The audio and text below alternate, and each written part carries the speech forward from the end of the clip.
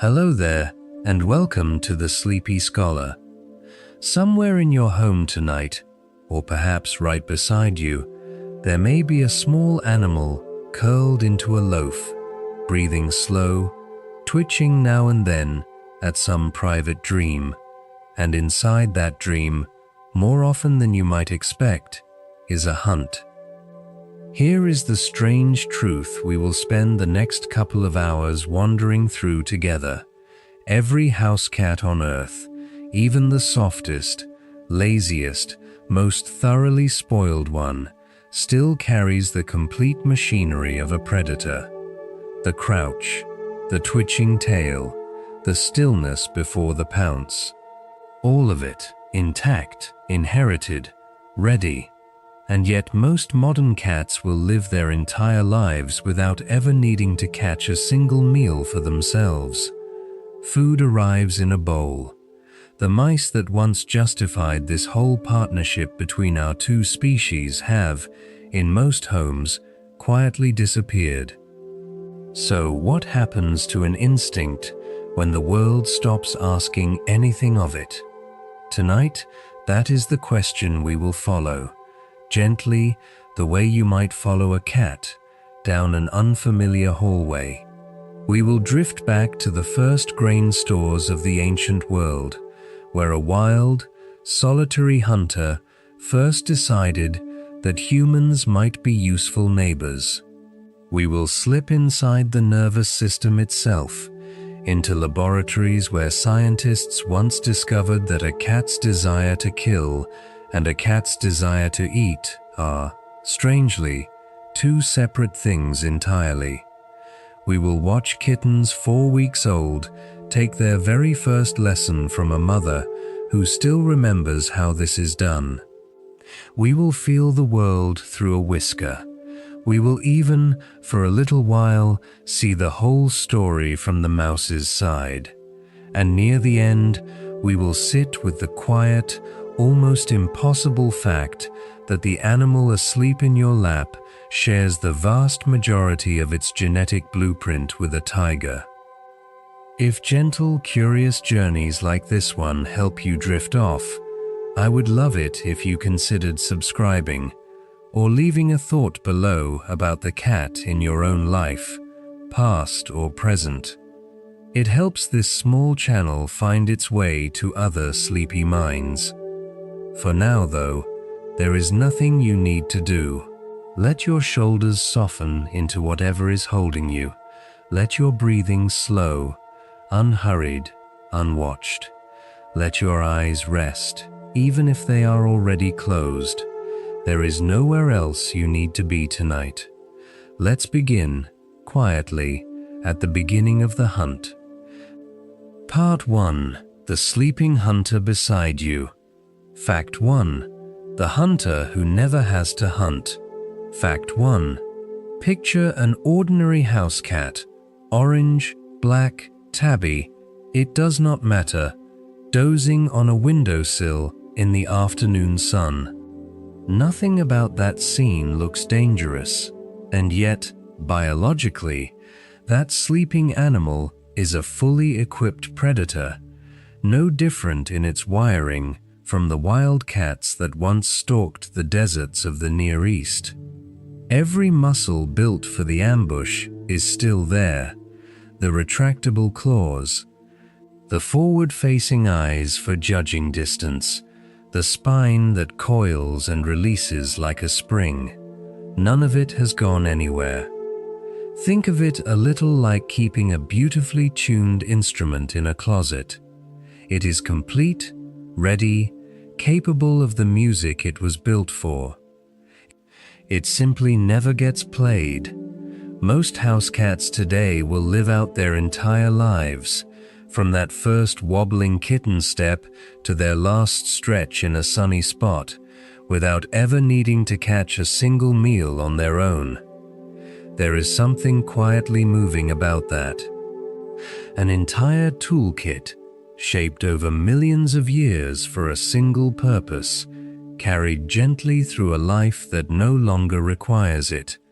But if the need for hunting has vanished, Why does the instinct remain so stubbornly intact? And where exactly did this strange arrangement between cats and humans even begin? Fact 2. Not hunger, but something else entirely. Fact 2. That question about instinct leads somewhere unexpected, into a finding that surprised even the scientists who first documented it. In the late 1970s, a researcher named Maxine Beeben sat and carefully observed cats in the presence of live prey, testing exactly what conditions made a cat decide to kill.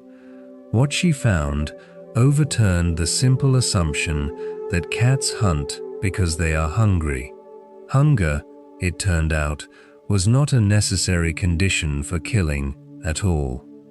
A cat that had already eaten a full meal could still stalk, pounce, and kill with the same focused intensity as one that had not eaten in a day.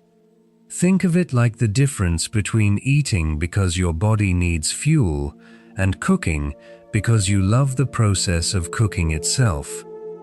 For a cat, hunting appears to run on its own separate motivation, only loosely connected to the stomach. This single finding quietly reshapes everything we think we know about the well-fed house cat pouncing on a moth at midnight. She is not confused about her next meal. She is simply doing what the deepest layer of her mind was built to do. So if hunger is not the switch that turns hunting on, what is? Fact 3. A delicate negotiation. Fact 3. Beeben's research did not stop at proving hunger irrelevant to the urge to hunt. She went further and found something more delicate. Hunger changes the odds without ever being the deciding vote. When a cat was hungrier, the probability of an actual kill rose. When the prey was large, or fighting back, or simply difficult, that probability fell, almost regardless of hunger. And in the in-between cases, when a cat was only moderately interested and the prey was only moderately difficult, something curious happened. The cat would often play with the prey first, before killing it, or after, or sometimes instead of ever killing it at all. Imagine a scale with hunger sitting on one side and difficulty sitting on the other, gently tipping back and forth, deciding in real time whether tonight ends in a kill or a long, strange, almost thoughtful game. This is likely the true origin of that behavior every cat owner has puzzled over. The swat, the release, the pounce again. Not cruelty, not confusion, but a finely balanced negotiation happening somewhere just beneath the surface of a very old brain. And that negotiation, it turns out, begins to form long before a cat ever meets a real mouse at all. Fact 4. A kitten crouches at prey it has never seen. Fact 4. Here is one of the strangest, most tender facts in this entire story. A kitten that has never once encountered a real mouse, that has spent its whole short life indoors on soft blankets, will still crouch low, wiggle its hindquarters, and pounce on a piece of string dragged across the floor. Researchers studying kitten development in the late 1970s and early 80s, tracking young cats week by week from 4 weeks old to 12, documented this precisely. The motor patterns of stalking, chasing, and pouncing appear on a fairly fixed timetable, whether or not a kitten has ever been exposed to prey at all. It is a little like how a human infant does not need to be taught to grasp a finger placed in its palm. The wiring arrives pre-installed, waiting only for a world to practice on, and practice on it they do. A wiggling shoelace becomes a fleeing rodent. A sibling's twitching tail becomes something to stalk. The instinct does not wait for permission from experience. It simply switches on, gently, right on schedule, in kitten after kitten after kitten, all over the world. But knowing the motions of a hunt, we will soon learn, is a very different thing from succeeding at one. Fact 5. Instinct is not the same thing as skill. Fact 5. This is where the story quietly turns, because having the instinct and having the skill are not the same thing at all, and the gap between them explains almost everything else we will explore tonight. Researchers who studied cats into adulthood found something specific and a little humbling.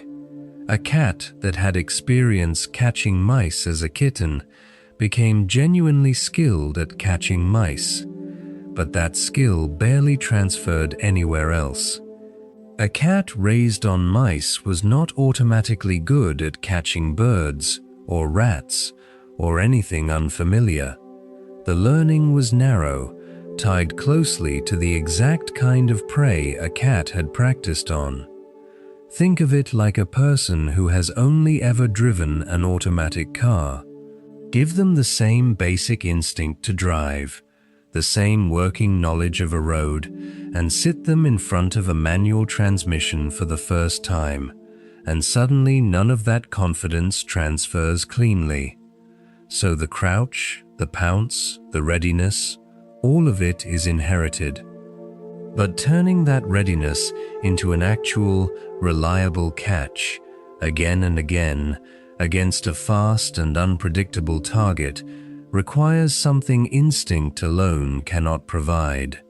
It requires practice against the real thing. And for most cats living now, that real thing has become almost impossible to find. Fact 6. Most cats today catch little or nothing at all. Fact 6. Here is a number that quietly reframes the entire question behind tonight's journey. Across multiple studies of cats with outdoor access, researchers have found the same pattern again and again. Most domestic cats catch few prey animals, or none at all, over the course of a year. Only a smaller group of cats turn out to be genuinely prolific hunters, responsible for the vast majority of catches within any given cat population. In other words, the picture of the cat as a constant, efficient killing machine was never quite accurate, not even before modern life changed everything. Hunting success, even among cats with real opportunity, has always been unevenly distributed. Picture a neighborhood full of cats, all carrying the same inherited toolkit, and yet only a handful of them ever actually bringing something home. The rest simply do not. Not because they lack the instinct, but because catching a fast, alert, evasive animal has always been harder than the crouch and the pounce make it look. This unevenness will matter again later in our journey, when we meet the individual cats who break every rule of what a hunter is supposed to be. For now, though, we should ask a gentler question. What exactly makes a real mouse so much harder to catch than a toy? Fact 7. A toy holds still for a lesson. A real mouse won't. Fact 7. A toy mouse, dragged slowly across a living room floor, will always move exactly as predictably as the hand holding it. A real mouse never will. Scientists who studied object play in adult cats found that toys work best when they are small, roughly the size of an actual mouse, textured like fur or feathers, and kept in motion. But they also found something else. Cats habituate astonishingly fast. Play with the very same unchanging toy for just a few minutes and interest collapses almost completely. Swap it for a toy of a different color or texture, though, and the intensity returns almost instantly, sometimes even stronger than before. It is a little like the difference between a well-rehearsed piece of theater and an unpredictable live conversation. One follows a script a cat can master through repetition. The other adjusts, reacts, and surprises every single time. A living, breathing mouse changes direction mid-stride, freezes without warning, uses shadows and gaps a toy never needs to think about. No amount of pouncing on string quite prepares a claw for that. So even a cat that plays beautifully, night after night, might still find the real version of that game far harder than anyone watching from the couch would ever guess. Fact 8. The gift that was never really a gift. Fact 8. Almost anyone who has lived with an outdoor cat knows this scene. You open the back door, and there, on the mat, is an unmistakable, slightly grim little gift. For a long time, people assumed this behavior meant something almost touching, that a cat was providing for an inadequate human family member, gently making up for our own uselessness at hunting. The truth researchers have gathered is a little different and honestly just as touching in its own way. A cat's home is where she feels safest, where she can eat undisturbed without another animal stealing her catch. Bringing prey inside is less a gift and more a kind of relocation to a secure vault. And there is a small, almost funny detail buried in this research. Once safely home, some cats catch the scent of their own regular food waiting nearby and simply abandon the prey entirely, wandering off toward the bowl instead. The freshly caught mouse, so hard-won just minutes earlier, loses out to a meal that requires no chase at all. It is a strange little collision of two separate systems, the instinct to hunt and secure a catch, and the simple, practical pull of an easier meal close by. And that collision, in miniature, is really the story of the modern house cat entire. Fact 9. One question. This whole hunt turns on. Fact 9. Somewhere in every population of house cats, you will find two very different animals wearing the same species. One cat sees a mouse dart along the baseboard and is instantly transformed, utterly focused, coiled, and ready within a heartbeat. Another cat, watching the exact same mouse cross the exact same room, will simply lift its head, blink once, slowly, and look away, as though the matter belongs to someone else's job description entirely. Both cats carry the same ancestry. Both were built by the same evolutionary process, and yet their responses to an identical opportunity could not be more different. It is a little like two people raised in the same family, given the same lessons, who grow up to care about entirely different things.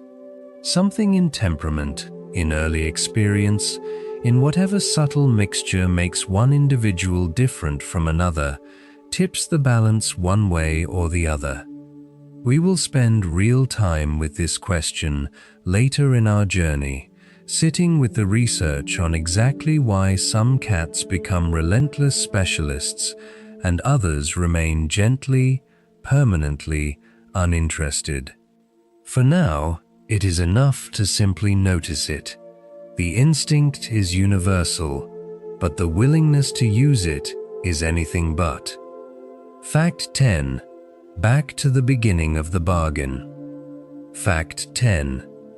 So we are left, At the close of this first quiet chapter, with a small mystery sitting gently in our laps, an instinct fully intact, a skill unevenly distributed, a modern world that asks almost nothing of either one. To understand how we arrived here, we have to go back, far further than any living memory, to a time before cats slept on beds at all, before there were beds to sleep on. We have to go back to the first grain stores of the ancient world, to the moment a wild, solitary hunter first noticed that human settlements meant something worth staying for. It was not humans who decided to tame the cat. If anything, as we are about to discover, it may have been the other way around entirely. Let the room grow a little quieter now, and let your thoughts drift backward with us, past the sofa, past the house, past the last few hundred years, all the way to the edge of the first wheat field the world ever grew. Part 2. A Truce Built on Grain. Fact 11. The mouse arrived first. Fact 11. To understand how a wild hunter ended up asleep on a pillow, we have to start somewhere unexpected, not with the cat at all, but with the mouse. Long before anyone stored a single seed of grain, house mice had already begun drifting toward human camps. Archaeological evidence from the Near East shows these early mice moving in around 14,500 years ago, drawn simply by shelter from the weather, protection from other predators, and the occasional dropped scrap of food. This was 2,000 years before anyone in that region began storing grain at all. Think of it like a quiet, patient scout arriving at a campsite long before the rest of the group even knows it exists. The mouse found human company useful first. Everything else, the grain stores, the wildcats, the entire ancient partnership we are about to trace, only followed after. It is strange to think that the story of the house cat does not begin with a cat's decision at all. It begins with a much smaller creature quietly testing whether it was safe to live beside us. And once that small test succeeded, the rest of the story became almost inevitable. Fact 12. Grain meant mice, and mice meant cats. Fact 12. Once early farmers in the Fertile Crescent began storing large amounts of grain, that patient population of mice finally had exactly what it had been waiting for. At sites like Jerf El Ahmar and Netiv Hagdud, archaeologists have found the earliest evidence of house mice thriving directly alongside human grain stores, dated to roughly 12,000 years ago. And where mice gather in numbers, a solitary territorial wildcat, the ancestor of every house cat alive today, would have taken notice. These wildcats began venturing closer to human settlements than their instincts might otherwise have allowed, drawn by a food source that essentially delivered itself. Picture a lit porch light on a summer night, and the insects it draws in, and then the spider who quietly builds a web nearby to take advantage of the crowd. The wildcat was that spider, positioning itself wherever the easiest opportunity had already gathered. Nobody invited the cat in, it simply followed the food, the way any good hunter would. But somewhere in that slow, cautious approach, something more permanent began to take root. Fact 13. A cat buried like family. Fact 13. On the island of Cyprus, archaeologists uncovered something remarkable. A cat deliberately buried close beside a human in a grave dated to roughly 9,500 years ago. What makes this so significant is a small geographic detail. Cyprus is an island, and it never had a native population of wildcats. For a cat to be there at all, someone must have carried it across the water, almost certainly on purpose. This is widely considered some of the earliest evidence that humans were not just tolerating cats nearby, but actively choosing to keep them close, perhaps even valuing them enough to take one on a sea crossing. Imagine packing for a long, uncertain voyage to a new island and choosing, among your limited and precious cargo, to bring along a cat. That is not indifference. That is a relationship already forming. It would still be thousands of years before cats looked anything like the animals we know today. But in that quiet grave on Cyprus, something had clearly already shifted, from a wild opportunist tolerated at the edges of a village into a companion worth carrying across the sea. Fact 14. One bloodline, traced through every house cat. Fact 14. Every house cat alive today, from the sleekest show breed to the scruffiest alley cat, carries genetic traces back to the same wild ancestor, a subspecies known as the Near Eastern wildcat. Genetic studies of mitochondrial DNA, the genetic material passed quietly from mother to offspring, revealed two major maternal lineages, accounting for most of the world's domestic cat population, both tracing back to this one wild subspecies. From its origins somewhere in the Near East, that bloodline spread outward through Anatolia and into Europe, carried gradually along the same routes that carried early farmers and their crops. It is a little like discovering that nearly every voice in a vast, sprawling choir can be traced back through generations to just one original singer, whose descendants simply kept spreading the song outward, farther and farther from home. Every purr on every windowsill tonight, every stretch, every twitch of a sleeping paw is a small, living echo of that one ancient bloodline, still carried forward after all this time. But that bloodline, we are about to discover, was not spreading through only one part of the world.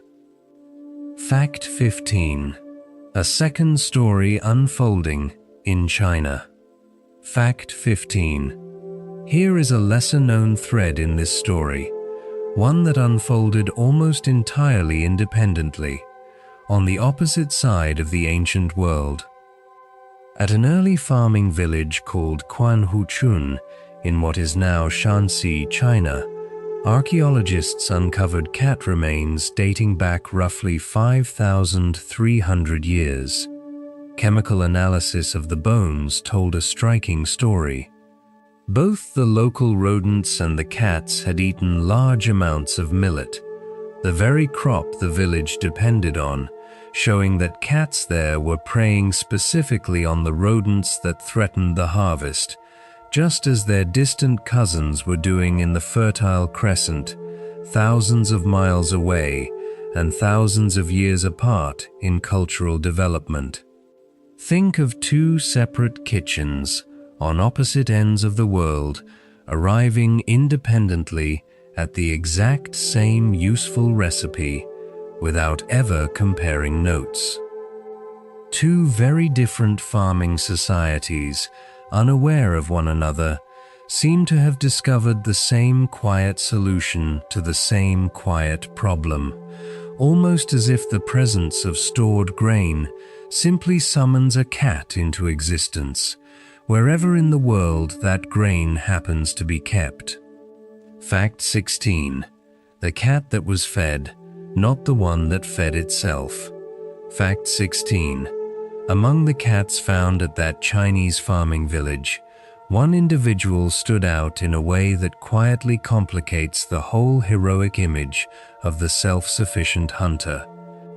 Its bones showed an unusually high amount of millet in its diet, far more plant material than a strict hunter should ever have consumed, and a low overall intake of meat. Researchers studying the remains suggested this particular cat likely survived by scavenging leftover human food, or perhaps was even deliberately fed. And this cat, unlike many of the others, lived to a notably old age. Picture the difference between a stray who wins over a neighborhood through hunting skill alone, and one who simply figures out which house always has scraps by the back step and settles there instead, living a longer, softer life for the choice. It is a small, almost funny detail buried in 5,000-year-old bone chemistry, but it tells us something important. Even at the very beginning of this relationship, not every cat needed to be a great hunter to thrive. Some simply needed to be liked. Fact 17. Sailors' best-kept secret weapon. Fact 17. As trade networks expanded across the ancient Mediterranean, cats found an entirely new kind of grain store to guard: the cargo hold of a ship. Genetic evidence shows that cats descended from Egyptian populations spread rapidly along ancient marine trade routes, protecting stored food from rodents during long voyages. Centuries later, Viking longships carried cats of that same Egyptian ancestry astonishingly far from home, all the way to what is now northern Germany. A creature that began its journey guarding grain in the Fertile Crescent eventually found itself standing watch over the hull of a ship built by an entirely different civilization, thousands of years and thousands of miles removed from where the story began. Imagine a single quiet skill catching rodents in tight, enclosed spaces, proving so consistently useful that it earns passage on every kind of vessel, across every sea, for every culture that ever needed to protect a food supply. The cat did not conquer the world by force. It simply became indispensable. One ship, one harvest, one grain store at a time. Fact 18. Cats that barely changed at all. Fact 18. Unlike dogs, who were reshaped almost beyond recognition by thousands of years of selective breeding, cats spent most of their shared history with humans looking remarkably like their wild ancestors. Genetic analysis shows that for the majority of this long relationship, domestic cats kept the same gray striped coat pattern as their wildcat ancestors. Deliberately bred coat colors and patterns, the tortoise shells, the solid whites, the many varieties we recognize instantly today, did not really begin appearing in large numbers until the Middle Ages in Europe, thousands of years after cats had already settled comfortably into human life. It is a little like a guest who moves into your home and stays for centuries, all the while keeping their own clothes, their own habits, their own quiet independence, never quite becoming a different person just because the address changed. Cats, it seems, joined human life almost entirely on their own terms, and in many ways, as we are about to see, they still do. Fact 19. A deal of tolerance, not domestication. Fact 19. If there is one phrase that captures the true nature of this ancient arrangement, researchers studying cat genetics have suggested it themselves. For the longest stretch of shared history, the relationship between cats and humans was best described as mutual tolerance rather than true domestication. Unlike sheep cattle, or horses, animals that humans actively bred, managed, and controlled for specific purposes, early cats were mostly left to make their own choices. They chose to stay near human settlements because the hunting was good. Humans, in turn, simply chose not to chase them away because the pest control was appreciated. Think of it less like a partnership formally agreed upon and more like two independent neighbors, each quietly benefiting from the other's presence, neither one ever really asking permission. That independence, gently inherited across thousands of years, may be exactly what still lingers in the house cat sleeping somewhere near you tonight. Not owned, not truly tamed, so much as choosing, again and again, generation after generation, to stay. Fact 20, but the story was just getting started. Fact 20, for a long time, scientists believed this was more or less the whole story. Wild cats drawn to grain, slowly settling into human life, spreading gradually outward until they became the cats we know today. But in recent years, a handful of new genetic studies have complicated that comfortable timeline in a way nobody quite expected. Ancient cat bones, once assumed to be early domestic cats, have turned out, on closer genetic inspection, to be something else entirely. The process, it now seems, was slower, stranger, and far less certain than anyone had guessed. Imagine reading the final chapter of a book you thought you already understood, only to discover an entirely new twist folded quietly into the ending. Let your breathing settle a little deeper now as we drift further into that surprising twist, into a version of this ancient story that even the researchers themselves did not expect to find. Part 3. A truce that took longer than we thought. Fact 21. A population that almost made it and didn't. Fact 21. In China, there was another wild cat entirely, one that came remarkably close to walking the same path as the house cat, and then simply turned around. Researchers studying ancient DNA found that Asian leopard cats lived alongside Chinese farming settlements for an astonishing 3,500 years, close enough for their bones to turn up again and again at archaeological sites. And yet, after all that time in close proximity to humans, the relationship never took hold. One of the scientists involved in the study described these leopard cats bluntly, calling them, with clear affection, nasty little kitties, wild, sharp-tempered, never quite willing to soften. Picture a long, patient courtship that simply never resulted in a marriage. 35 centuries of proximity that somehow never became partnership.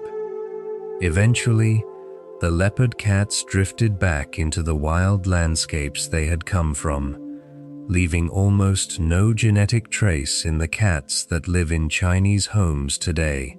Domestication, it turns out, was never guaranteed. It could just as easily have not happened at all. Fact 22. Why the leopard cats walked away. Fact 22. So what made one wild cat lineage choose humans permanently, while another spent millennia nearby and ultimately chose to leave?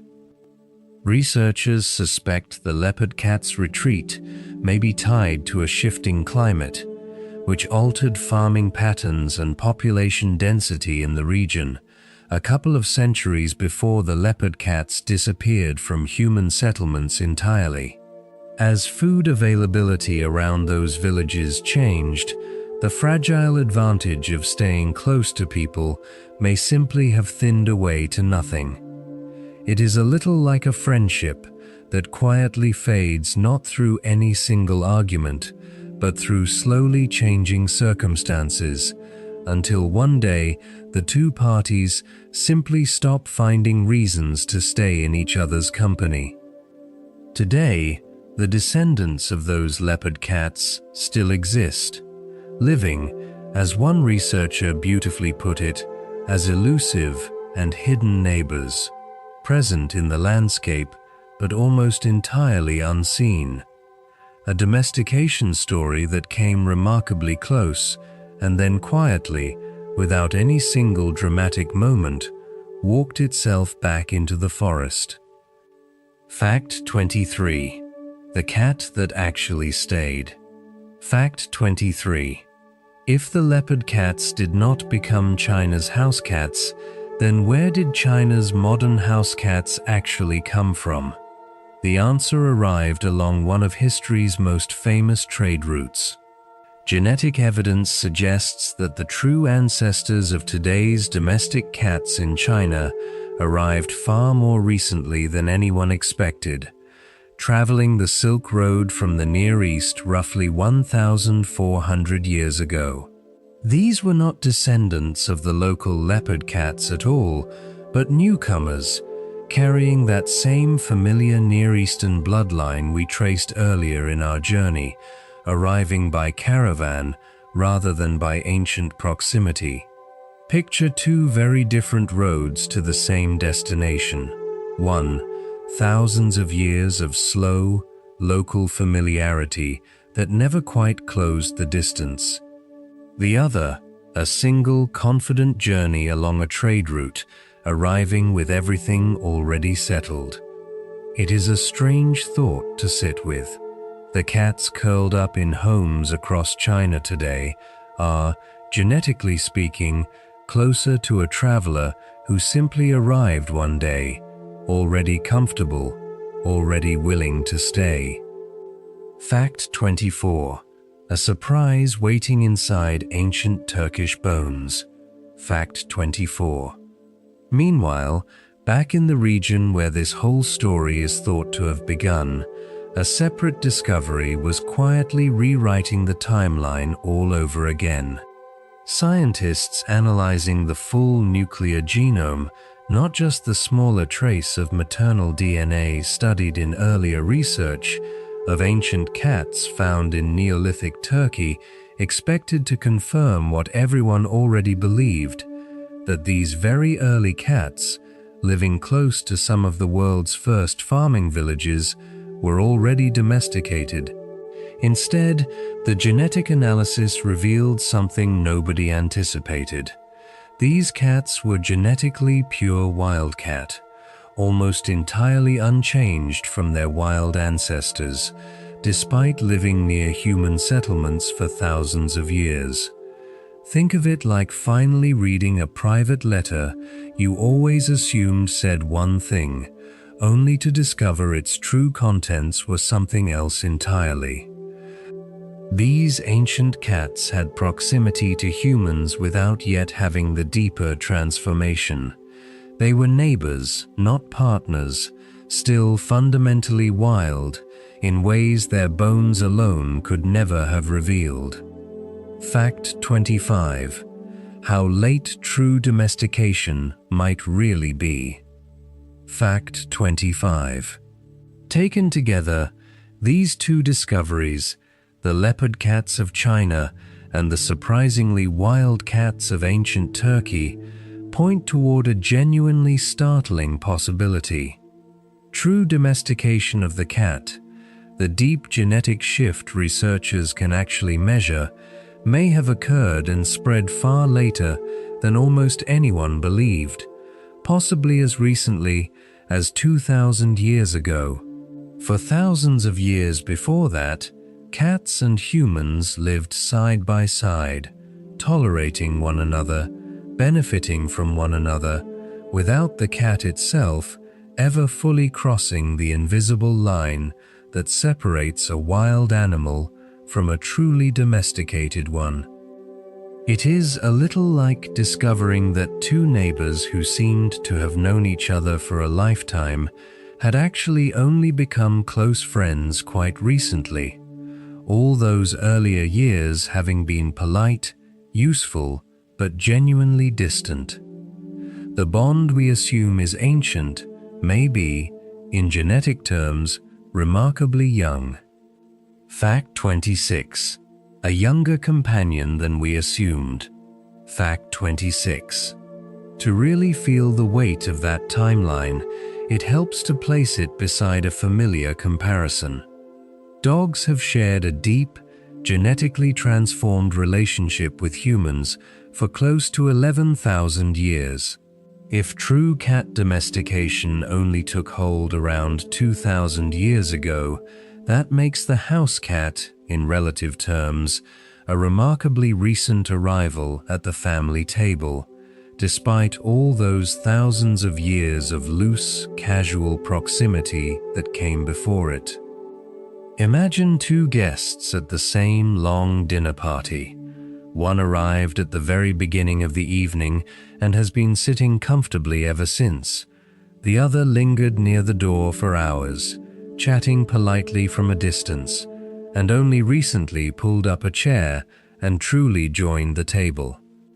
The cat sleeping near you tonight may be, genetically, one of the newest members of the household species humans have ever welcomed in, and that youth, as we are about to discover, may explain quite a lot about the instincts still humming quietly underneath the surface. Fact 27. Why this story was so hard to find. Fact 27. It is worth pausing to ask why it took scientists so long to notice any of this, given how much attention cats have always received. Part of the answer is simply physical. Cat bones are small and delicate, easily lost or overlooked at archaeological sites, and unlike cattle or pigs, cats were not eaten, so their remains rarely ended up in the food waste piles archaeologists often rely on for evidence. But there is a deeper reason too. The very first signs of domestication in any species tend to be behavioral or cosmetic: a new tolerance for humans, a new coat color, changes that leave no mark on a skeleton at all.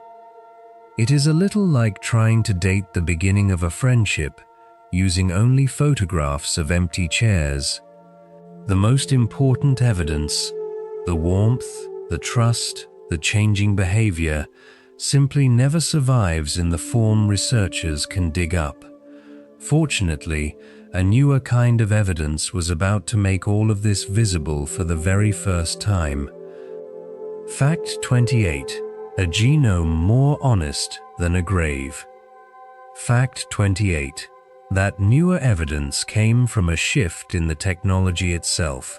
For years, most ancient cat genetics relied on mitochondrial DNA, the small, easily preserved genetic material passed only from mother to offspring. It is useful but incomplete, like reading only one branch of an enormous family tree. Recent studies were finally able to sequence full nuclear genomes from ancient cat remains instead, the complete genetic blueprint inherited from both parents. This fuller picture is what allowed researchers to discover that those Neolithic Turkish cats were genetically pure wildcat, a distinction the older, narrower method could never have revealed clearly. Think of it like finally being handed the entire manuscript of a story, after years of only ever reading a single summarized chapter. With this fuller genetic picture in hand, scientists are only now beginning to understand a story that has been quietly waiting, unread, in ancient bones for thousands of years. Fact 29. Still mostly wild, even now. Fact 29. Here is where this entire historical detour quietly circles back to the very first mystery of tonight's journey. If true genetic domestication only took hold within the last 2,000 years, rather than across the 10 or 12,000 years cats have loosely lived near humans, then cats have simply had far less evolutionary time than dogs to have their wild instincts bred away. Dogs were shaped deliberately and continuously for thousands of years longer. Cats, for most of their shared history with us, were largely left to remain exactly what they already were. Picture a wild river that has only recently had a single small dam built across it. The water may look calmer near the surface, but underneath, the original current is still moving with nearly its full original force. This may be the deepest reason the instinct we explored back in Part 1 remains so fully intact. Cats were never given enough time or enough pressure to become anything other than what they always were underneath. Fact 30. Into the brain itself. Fact 30. So if that wild current is still running just beneath the surface, the next honest question becomes, where exactly does it live? Not out in some ancient grain store, not in a genome we can only read after the fact, but right now, inside the living body of the cat, curled up somewhere nearby tonight. To answer that, we have to go somewhere far smaller and far stranger than any archaeological site. We have to go inside the brain itself, into the quiet, electrical machinery that decides, moment to moment, whether a swaying curtain becomes nothing at all or becomes something worth catching. Let your body settle a little further into stillness now, as we drift from the outside history of the cat into the deep, private wiring of its mind. Part 4. The Machine Beneath the Fur. 2. Fact 31. A behavior built from separate parts.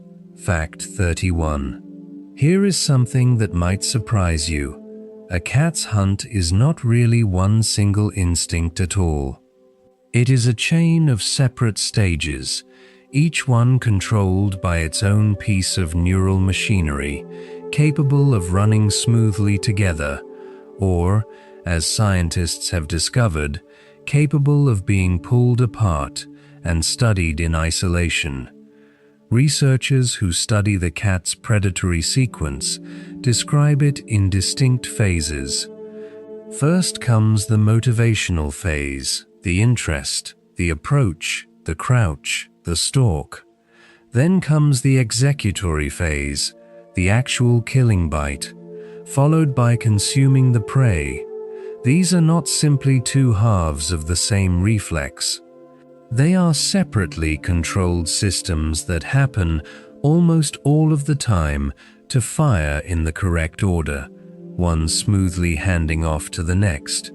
Think of it like a small, elegant machine made of several independent gears, each one built for a single task, all of them ordinarily turning together in perfect sequence. Ordinarily, but scientists eventually found a way to interrupt that sequence, and in doing so, they revealed something remarkable about what lies underneath it. Fact 32. The drug that turned on a switch. Fact 32. In a study from the 1980s, researchers gave a particular antidepressant medication to a group of cats already known as reliable non-killers, animals that, despite every opportunity, had simply never shown interest in killing prey before. What happened next surprised even the scientists conducting the experiment. Under the medication, 6 out of 10 of these previously indifferent cats suddenly began stalking, catching, and killing prey, seemingly for the very first time in their lives. More strikingly, This new behavior did not fade once the drug wore off. In several cats, the newly activated predatory attack continued to appear in later sessions, sometimes for months after the treatment had ended entirely. It is a little like discovering a locked door in a house you thought you knew completely, and finding that, once opened even briefly, it simply refuses to close again. Something had clearly been present the entire time, fully formed, simply waiting for the right key. Fact 33. A perfectly executed move, never practiced. Fact 33. What makes this finding even stranger is how the newly activated cats actually performed their very first kill. Researchers noted that the killing grip in these cats with no prior hunting history at all, was in every case perfectly performed, directed precisely to the nape of the prey's neck, delivered with exactly enough force to end things quickly. There was no clumsy trial and error, no fumbling first attempt the way a beginner at almost any other skill might stumble through. Imagine picking up a musical instrument you have genuinely never played before and performing a complex piece flawlessly on the very first try, as though your hands already somehow remembered a lesson you were never taught. This is strong evidence that the physical mechanics of the kill are not learned behavior at all, but a complete, pre-wired motor program sitting dormant in the nervous system, ready to run correctly the very first moment it is finally called upon. Fact 34. Some cats simply never will. Fact 34. Not every cat in that same study responded to the medication at all. 4 out of 10 of the previously non-killing cats never began hunting, no matter how long the treatment continued.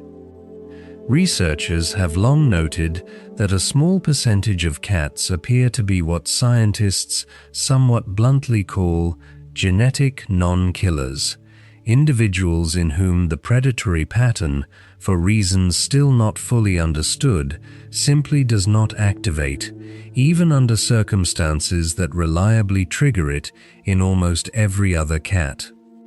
Think of it like a small percentage of people who, no matter the encouragement, the training, or the opportunity, simply never develop an interest in a particular sport or skill that comes naturally to nearly everyone else around them.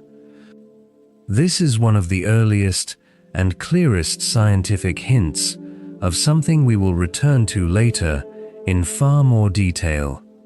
Individuality in cats runs so deep, it appears to be written directly into the wiring of the brain itself. Fact 35. Wanting to hunt is not the same as being able to finish. Fact 35.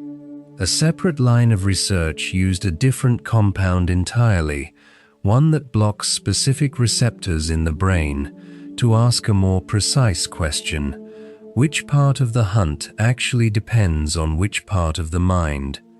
When cats were given this compound, something very specific happened. Their interest in prey remained completely intact. They still approached, still stalked, still pursued, exactly as before.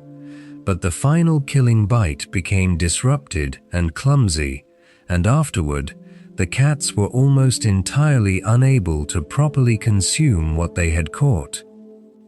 It is a little like watching someone who still deeply wants to finish a difficult task, who still shows up, still tries, still cares, but whose hands, for reasons beyond their control, simply will not complete the final motion required. Wanting to hunt, it turns out, and being physically able to finish the hunt, live in genuinely different corners of a cat's nervous system. Fact 36. The bite that was built by the jaw, not the mind. Fact 36. So what exactly was being disrupted in those cats, if not their desire to hunt at all? The answer, researchers concluded, involved a very specific brain chemical system connected to the fine sensory motor control of jaw movement, the precise, coordinated motion required to deliver an effective killing bite and then properly chew and swallow. When that particular chemical pathway was blocked, the broader hunting drive stayed completely online, but the physical execution of the mouth itself became unreliable. Picture a skilled surgeon whose intention, focus, and desire to complete an operation remain entirely intact, while a small tremor in the hand alone prevents the final, most delicate motion from succeeding. The hunt, in other words, is not steered by one single unified command from the brain. It depends on several distinct systems, each handling its own small, essential piece of a much larger performance. Fact 37. Hunting runs on its own reward. Fact 37. Here is a detail that helps explain why cats often seem to genuinely enjoy the process of hunting itself, independent of whatever they might eat afterward. Researchers studying the neural circuits behind predatory behavior in cats have connected it to the brain's positive reward system, the same broad category of circuitry involved in pleasure and motivation more generally. In more direct terms, several scientists have described predatory behavior in cats as hedonistic, meaning it appears to be rewarding to the cat in its own right, not simply a means to the end of a meal.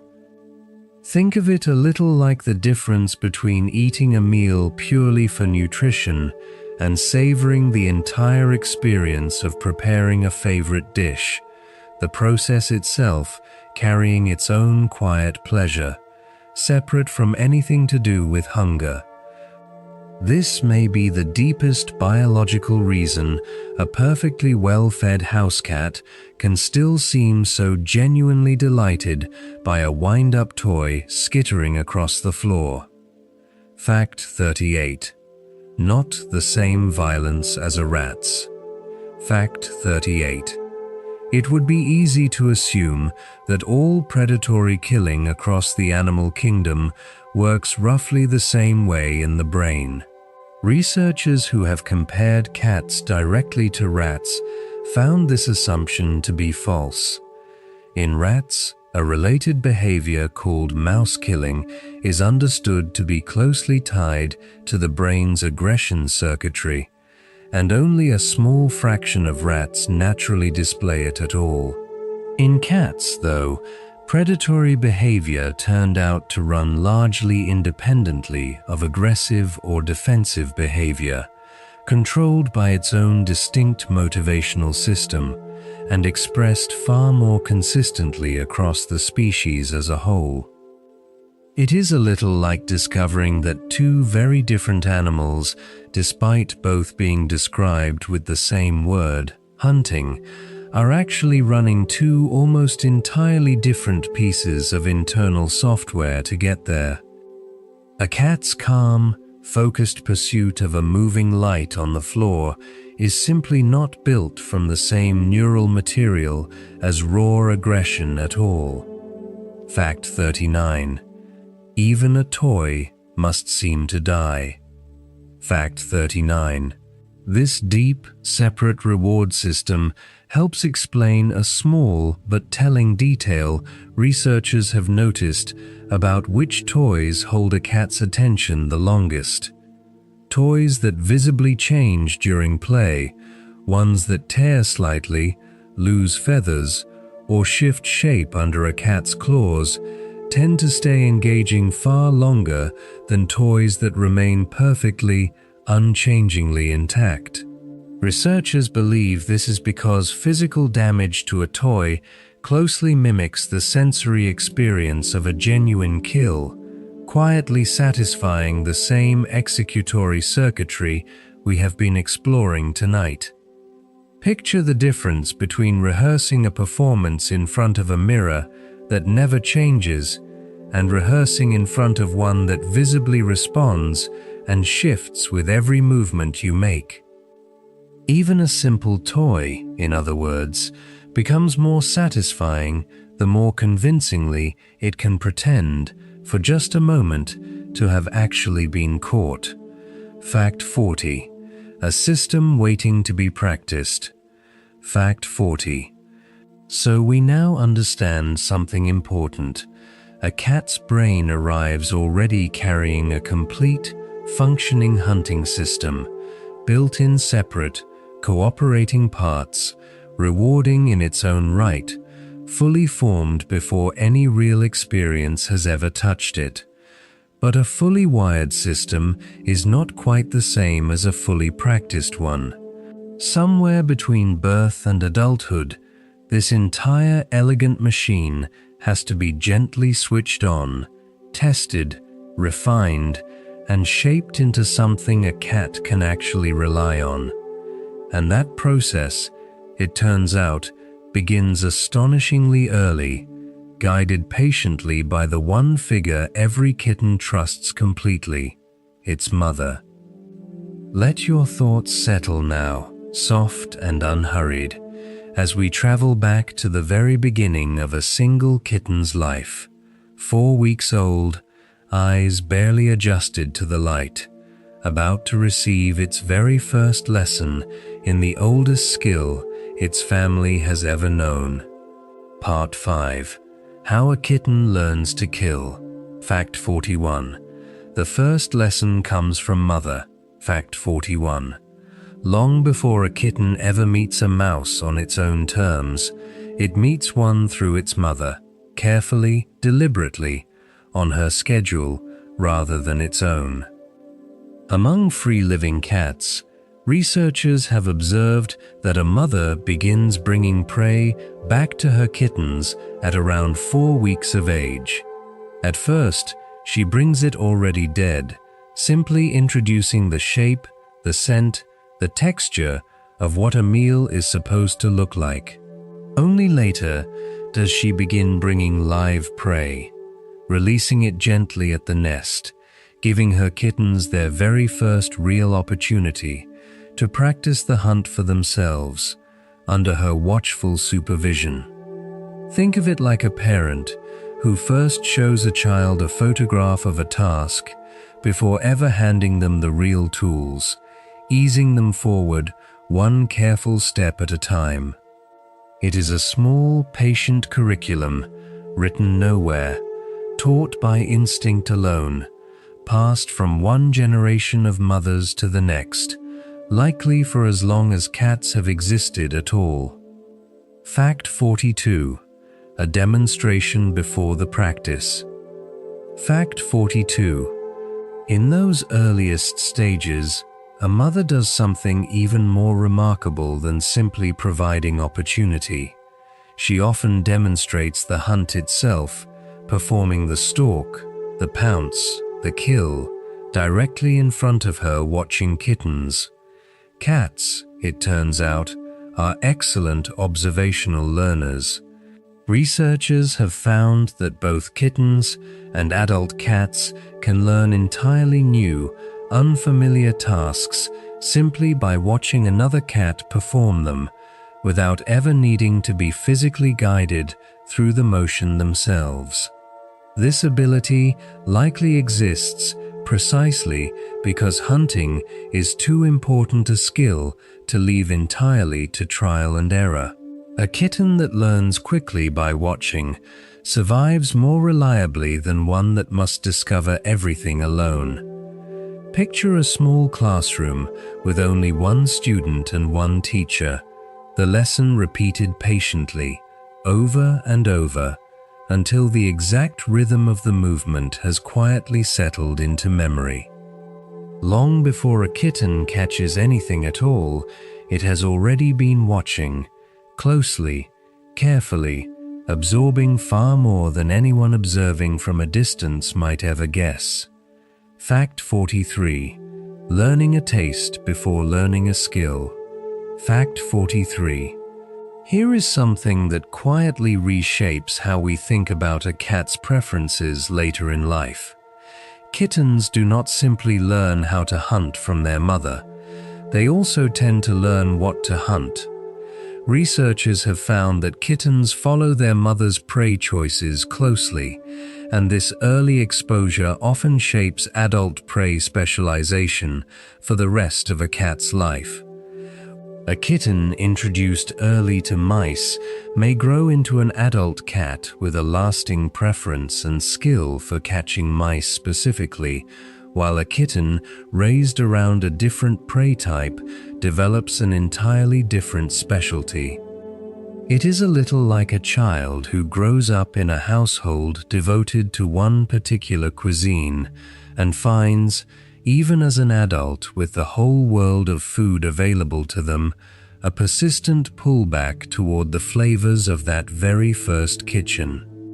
The narrow, specific skill we discussed earlier in our journey, it turns out, often has a simple, tender origin. It begins with whatever a kitten's mother happened to bring home first. Fact 44. The toy that didn't actually help. Fact 44. Here is a genuinely surprising twist, one that quietly contradicts something almost every cat owner simply assumes to be true. A detailed study, tracking kittens into adulthood, examined several factors that might influence how skilled a cat eventually becomes at catching real prey. Both the presence of the mother during a kitten's early exposure to prey and direct hands-on experience with real prey as an adult clearly improved predatory competence. But object play, the classic image of a kitten pouncing joyfully on a toy, showed no measurable effect on adult hunting skill at all.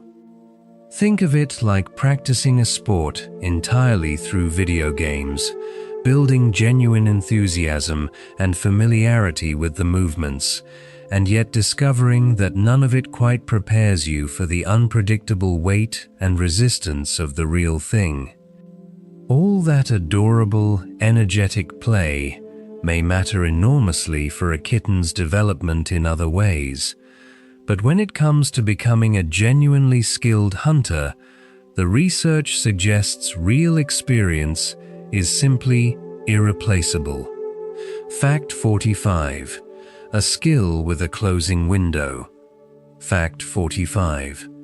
Scientists who tracked kittens week by week, from 4 weeks old all the way to 12, discovered something that looks very much like a hidden turning point folded into early development.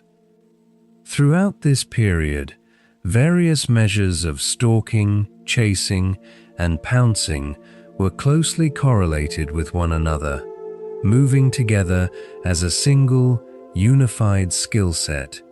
But somewhere between 8 and 12 weeks of age, those correlations quietly began to break down. The unified system of early kittenhood seems to reorganize itself into something more specific, more differentiated, no longer moving as one single block of behavior. Picture a single wide, braided river that, at a certain point downstream, gradually separates into several distinct, narrower channels, each one now flowing in its own particular direction. Somewhere in that quiet reorganization, a kitten's early general playfulness begins sorting itself into the more specialized behaviors it will carry for the rest of its life. Fact 46. When play splits into two roads. Fact 46. That same reorganization, researchers found, sends different types of play down genuinely different developmental roads entirely. Some patterns of kitten play became increasingly linked over time to the same underlying systems that control adult predatory behavior. Other patterns of play became linked instead to what researchers call agonistic behavior, the systems involved in social conflict and hierarchy among cats.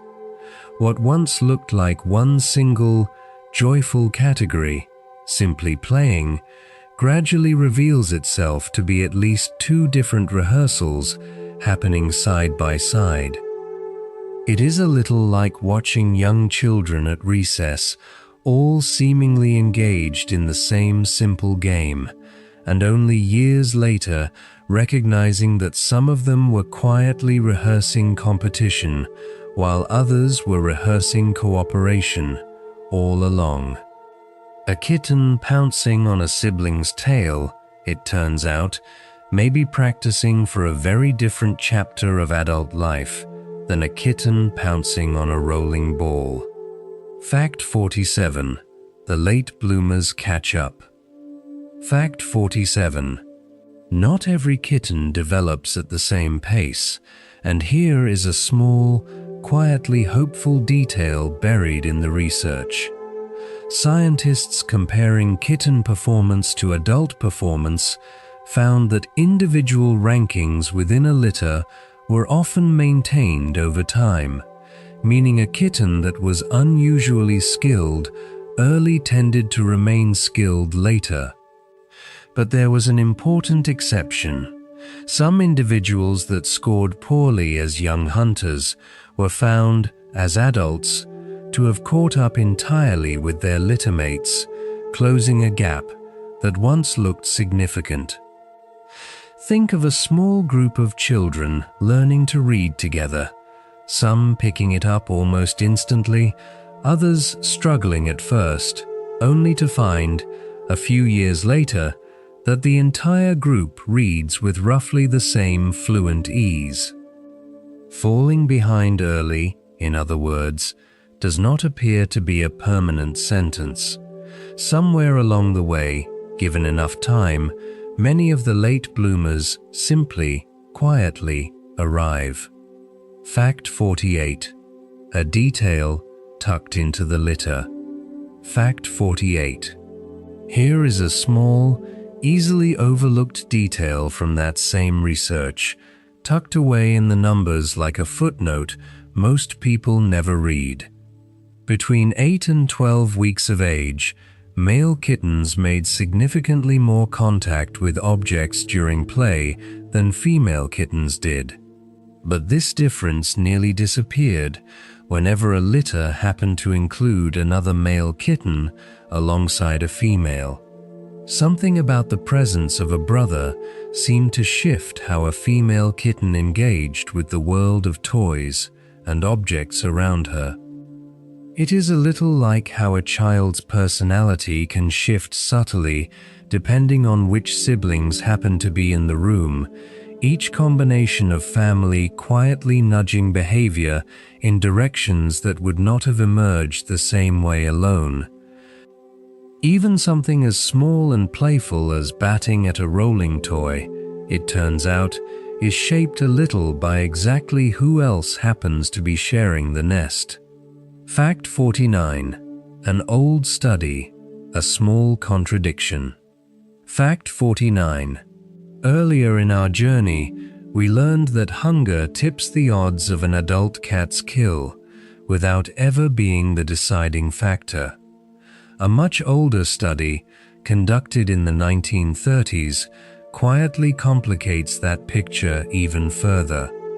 Researcher Xingyang Kuo, studying kittens directly, found that hunger appeared to have no measurable effect at all on a kitten's tendency to kill a rat, a genuinely different result from what researchers would later observe in adult cats. Think of it like a skill that only later in life becomes entangled with practical necessity. The way a child might draw purely for the joy of drawing, only gradually, as an adult, connecting that same skill to deadlines, income, or need. It is a small, curious thread worth simply noticing. Whatever eventually links hunger to hunting in an adult cat may not be present from the very beginning at all. It may be something that grows into place, quietly, alongside everything else a young cat is still learning about the world. Fact 50. A body not yet fully awake. Fact 50. Here is something easy to forget about the tiny, determined kittens we have been following through this chapter. When they are born, their eyes are sealed shut, their ears barely functional, their whole sensory world still folded closed, waiting to unfurl. Everything we have explored so far, the crouch, the pounce, the mother's careful lessons, unfolds gradually alongside an entire sensory system still coming online in real time. Before a kitten can ever truly hunt, its body first has to finish waking up to the world around it, the vibrations in the air, the precise position of a moving shadow, the exact distance to a trembling blade of grass. And what that fully awakened body eventually becomes, once every sense has finished opening, is genuinely extraordinary. Let your own senses rest now, heavy and soft, as we turn from the story of a kitten learning toward the quiet, remarkable machinery of a grown cat feeling its way through the dark. Part 6. The body built for the chase, new. Fact 51. A sense most people never think about. Fact 51. Look closely at a sleeping cat's face, and you will see them resting quietly against the fur, a set of long, delicate whiskers, easy to dismiss as simple decoration. They are not decoration at all. Scientifically known as vibrissae, these are specialized sensory organs, thicker than ordinary fur and rooted far more deeply, each one connected to a dense cluster of nerves wrapped in a donut-shaped structure beneath the skin. When a whisker so much as bends or brushes against something, that tiny movement travels directly and instantly to the central nervous system. Think of them less like hair and more like an entire second set of fingertips arranged around the face, capable of reading the world through the faintest possible touch, even the touch of moving air alone. Every cat curled up quietly tonight is, in a very real sense, still gently reading its surroundings through these remarkable threads, even fast asleep, even in the dark, even with its eyes fully closed. Fact 52. The blind spot right in front of the nose. Fact 52. Here is something wonderfully counterintuitive about a cat's famously sharp eyesight. Up close, it is not sharp at all. Cats are naturally far-sighted, and their vision blurs considerably for anything closer than roughly 30 centimeters, which happens to include almost the entire final stretch of a hunt, the last critical moment right before a bite. This is precisely where the whiskers step in. Researchers have found that facial whiskers help a cat judge the exact distance and precise bite point on prey held close to the face, and in one striking experiment, cats without whiskers repeatedly missed their prey entirely when attempting to pounce. Picture trying to thread a needle at the exact moment someone dims the lights to almost nothing, relying entirely on the practiced feel of your fingertips instead of your eyes to finish the job. The eyes get a hunt started from a distance, but it may be the whiskers, working right at the very edge of a cat's own nose, that actually finish it. Fact 53. Whiskers on the legs, not just the face. Fact 53. Most people assume whiskers belong only to a cat's face. In fact, cats also carry a specialized set of whiskers on the backs of their front legs, just above the paws, known as carpal whiskers. These leg whiskers serve a very particular purpose.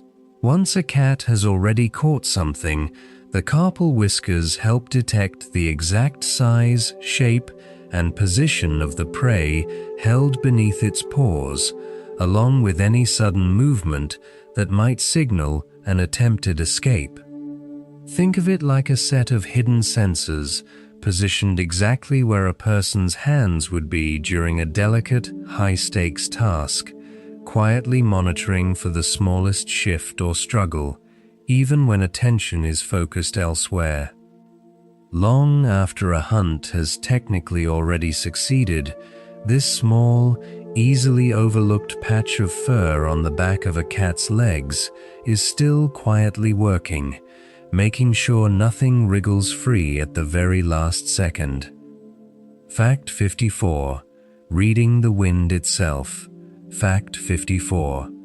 Perhaps the most remarkable whisker skill of all has nothing to do with touching anything directly. By flexing gently back and forth, a cat's whiskers can detect subtle shifts in air currents moving through a room, changes so faint that most other creatures, including us, would never notice them at all.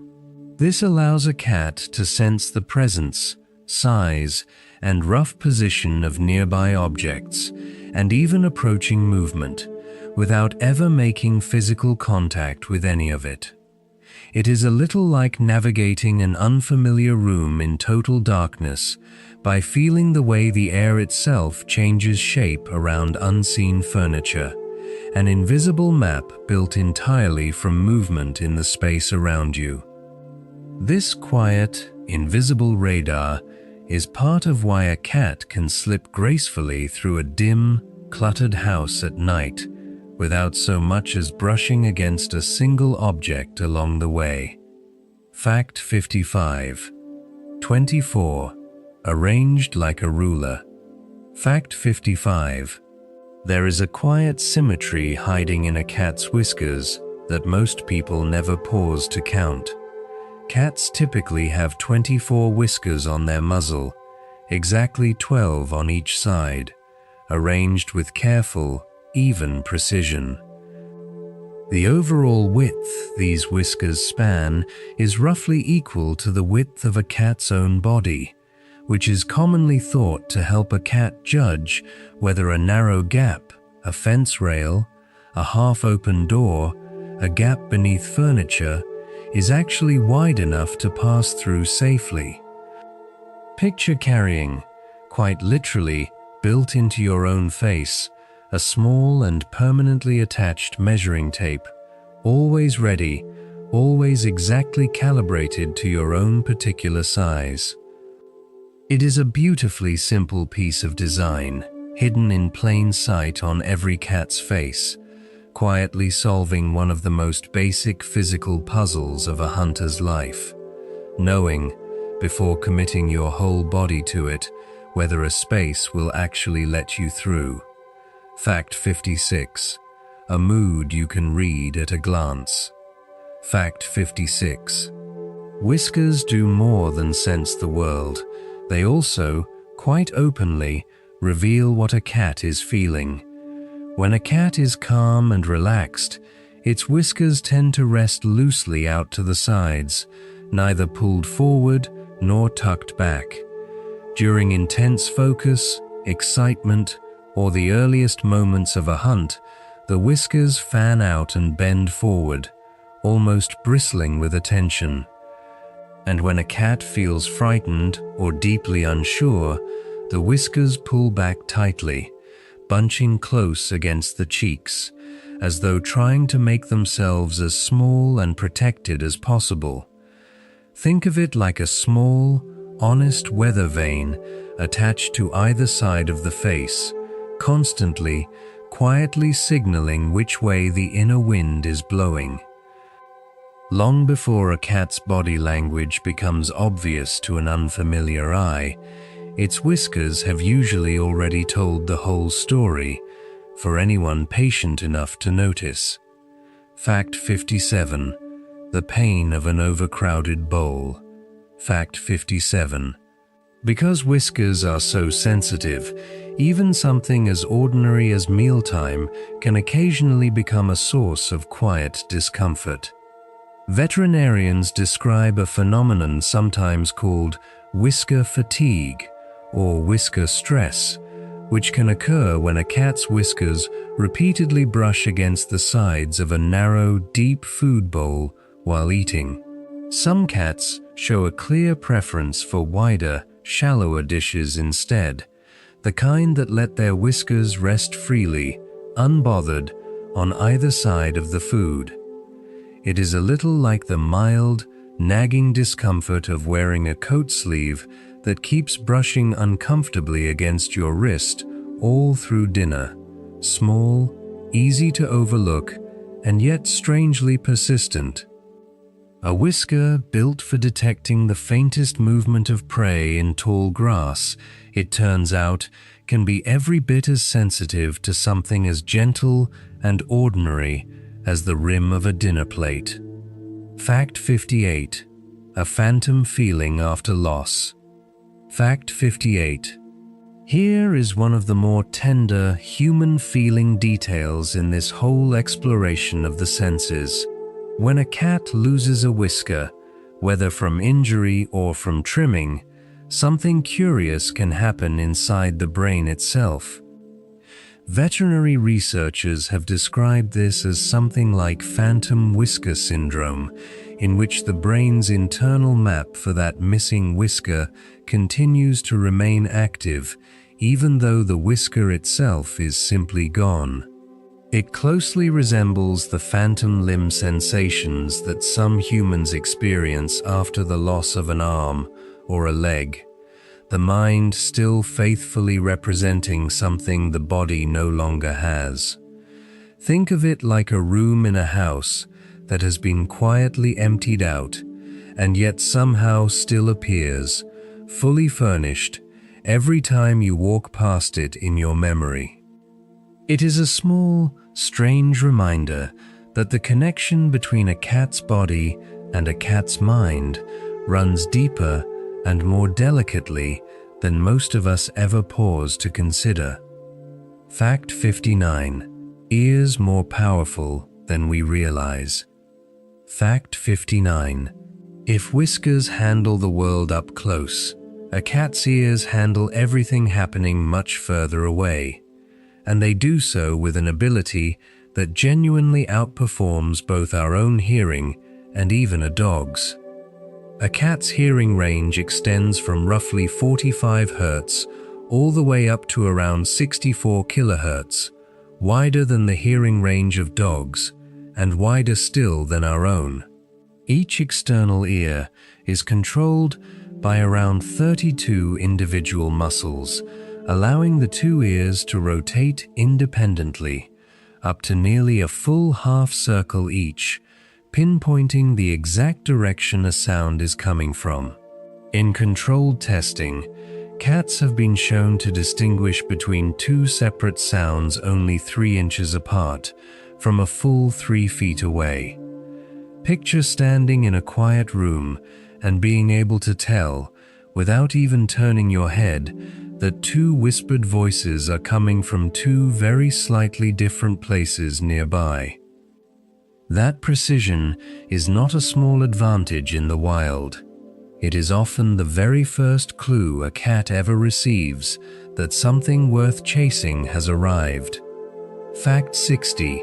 A conversation happening where humans cannot listen. Fact 60. Here is where a cat's remarkable hearing quietly opens a door into the next part of our journey. Some research suggests a cat's upper hearing range may extend well beyond 60 kHz, reaching frequencies far into what we call the ultrasonic range, sound so high in pitch that human ears cannot register it at all. This matters enormously because many small rodents communicate using exactly these kinds of ultrasonic calls, entire conversations happening constantly in a register completely invisible to us. A cat sitting motionlessly by a wall, seemingly doing nothing at all, may in fact be listening quite closely to something happening in a language we simply were never built to hear. It is a little like realizing that a quiet room you always assumed was silent has actually been humming this whole time, with a conversation just outside the edge of your own hearing.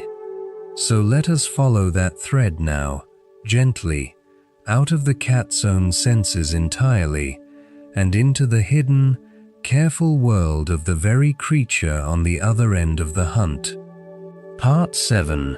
The Mouse's Side of the Story. Fact 61. An old fear even a lab mouse remembers. Fact 61. Every hunt, of course, has two sides, and so far we have spent this entire journey looking at only one of them. It is time we turned, gently, to consider the mouse. Researchers studying mice have found something that mirrors, almost exactly, what we discovered earlier about kittens who stalk prey they have never seen.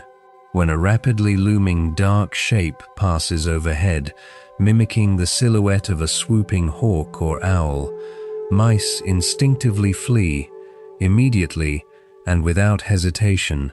Remarkably, this holds true even for laboratory mice that have spent their entire lives indoors, generations removed from any actual encounter with a real aerial predator.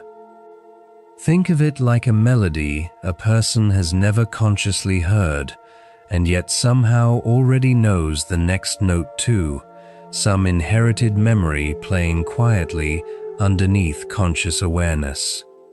The hunter is not the only one carrying instincts older than personal experience.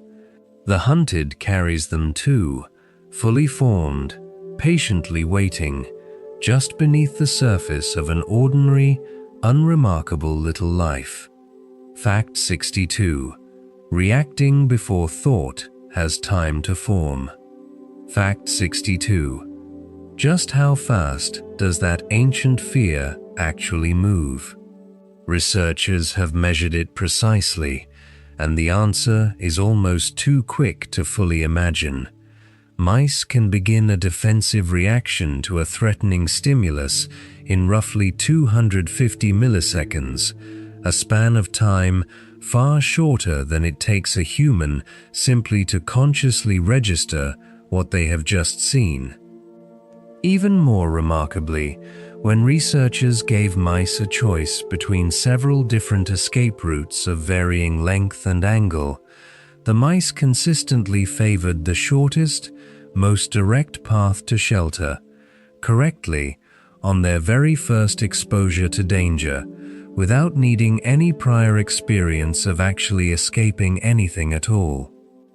It is a little like already knowing, before you have ever needed to run from anything in your life, exactly which nearby doorway offers the fastest way out of a room.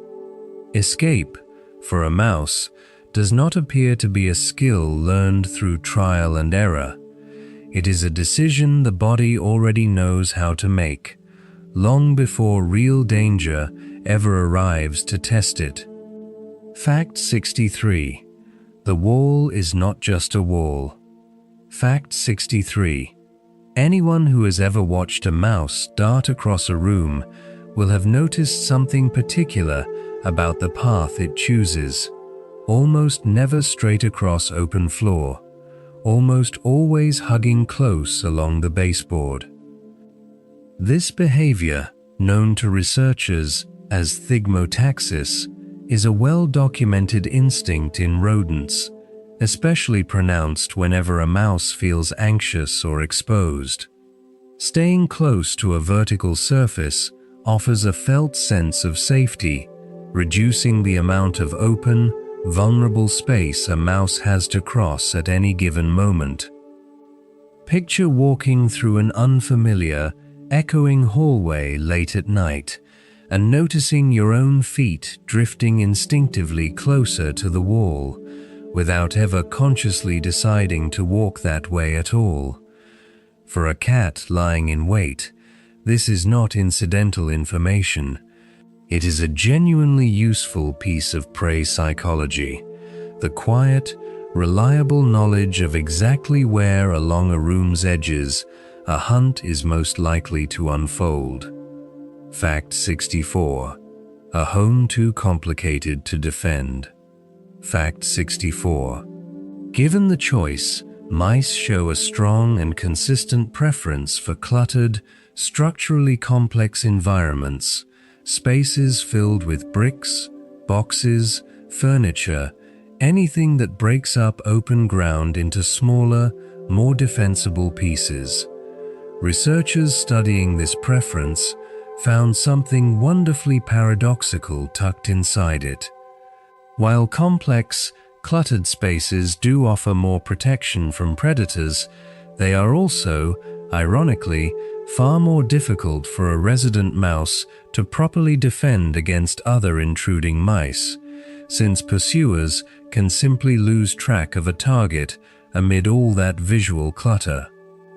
Think of it like a garden maze that keeps a wandering visitor pleasantly hidden from view, while also making it nearly impossible for the maze's own gardener to keep proper track of everyone currently wandering inside it.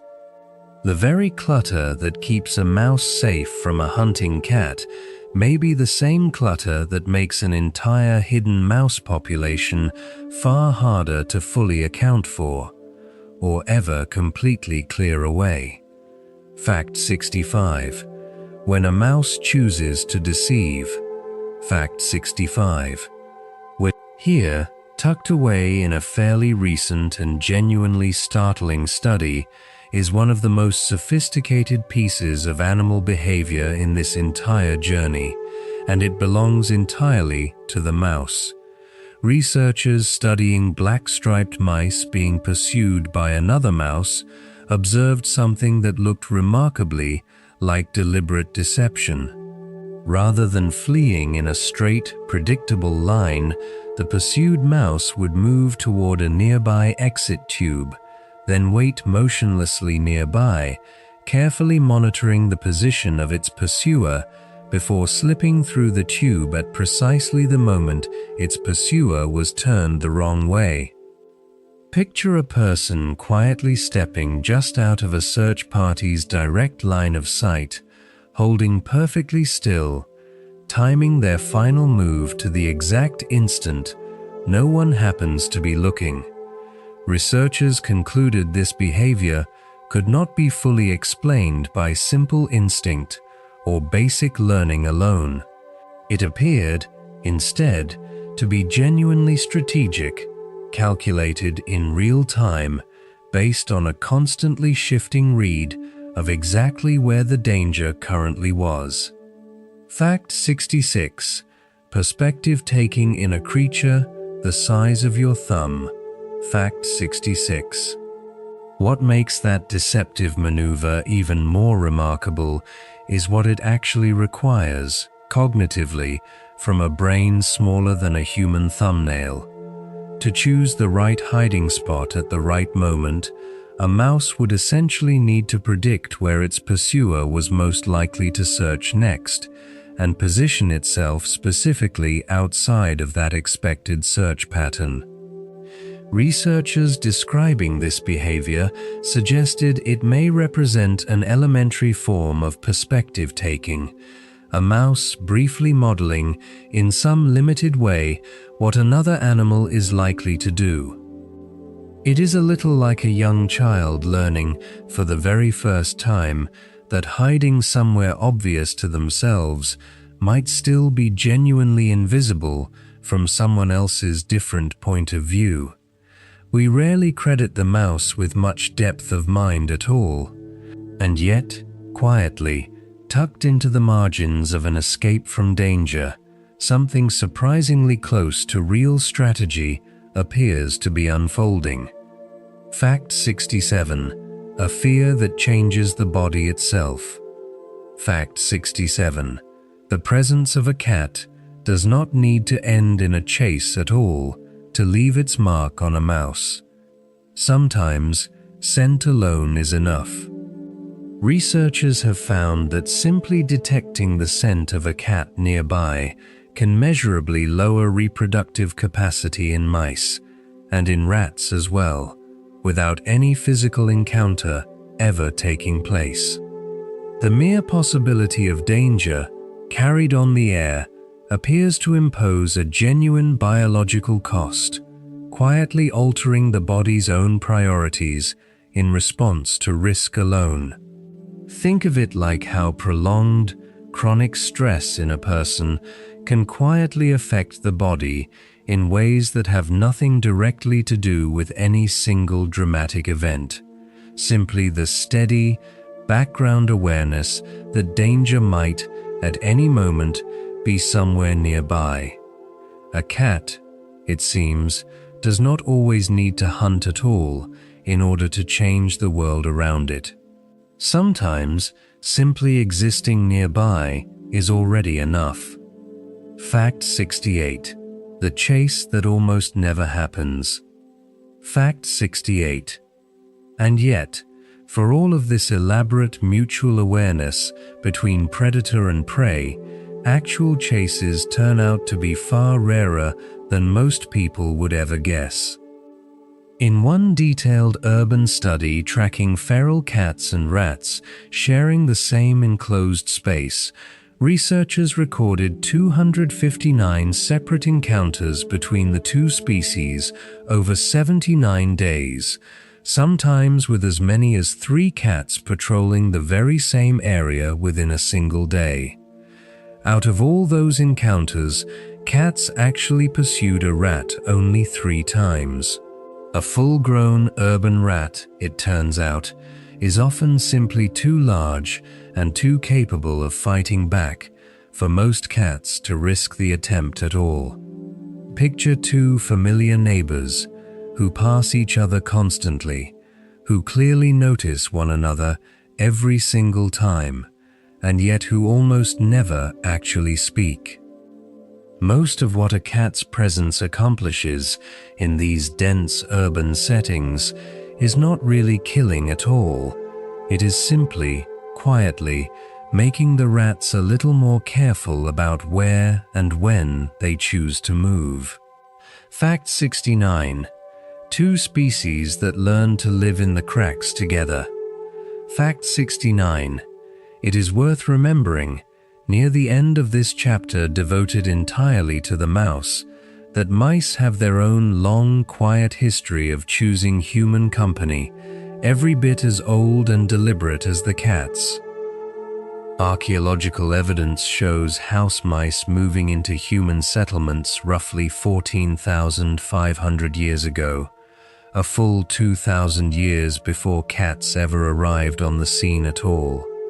First drawn simply by shelter and warmth, only later by the promise of stored grain. In a very real sense, mice were the very first species to make the deliberate, patient decision to build a life alongside ours. Think of it like discovering that the smallest, quietest guest at a very old gathering was actually the very first one to arrive. Every part of tonight's story, the cat, the grain, the long partnership between our 2 species, ultimately traces back to this one small, easily overlooked creature, choosing, first, to stay. Fact 70. 2 ancient instincts, 1 changed world. Fact 70. So here we are, holding both halves of this ancient story at once. A predator carrying a complete, inherited hunting system, fully formed since before it ever needed it. A prey animal carrying an equally complete, inherited set of defenses, fast, strategic, and remarkably sophisticated for something so small. Both of these systems evolved together, shaped patiently against one another over an enormous stretch of time, long before either species had ever heard of a house, a sofa, or a sealed apartment door. But the world both of these ancient systems were built for has changed dramatically and remarkably recently in ways neither the cat nor the mouse ever had time to fully adjust to. Let your breathing settle a little deeper now as we step forward together out of this ancient evolutionary standoff and into the strange, quiet, modern world both animals now find themselves navigating side by side. Part 8. A world that stopped making prey. Fact 71. The bowl that changed everything. Fact 71. If we are looking for the single moment when the ancient bargain between cats and hunting truly began to loosen, it may not be a change in the cat at all.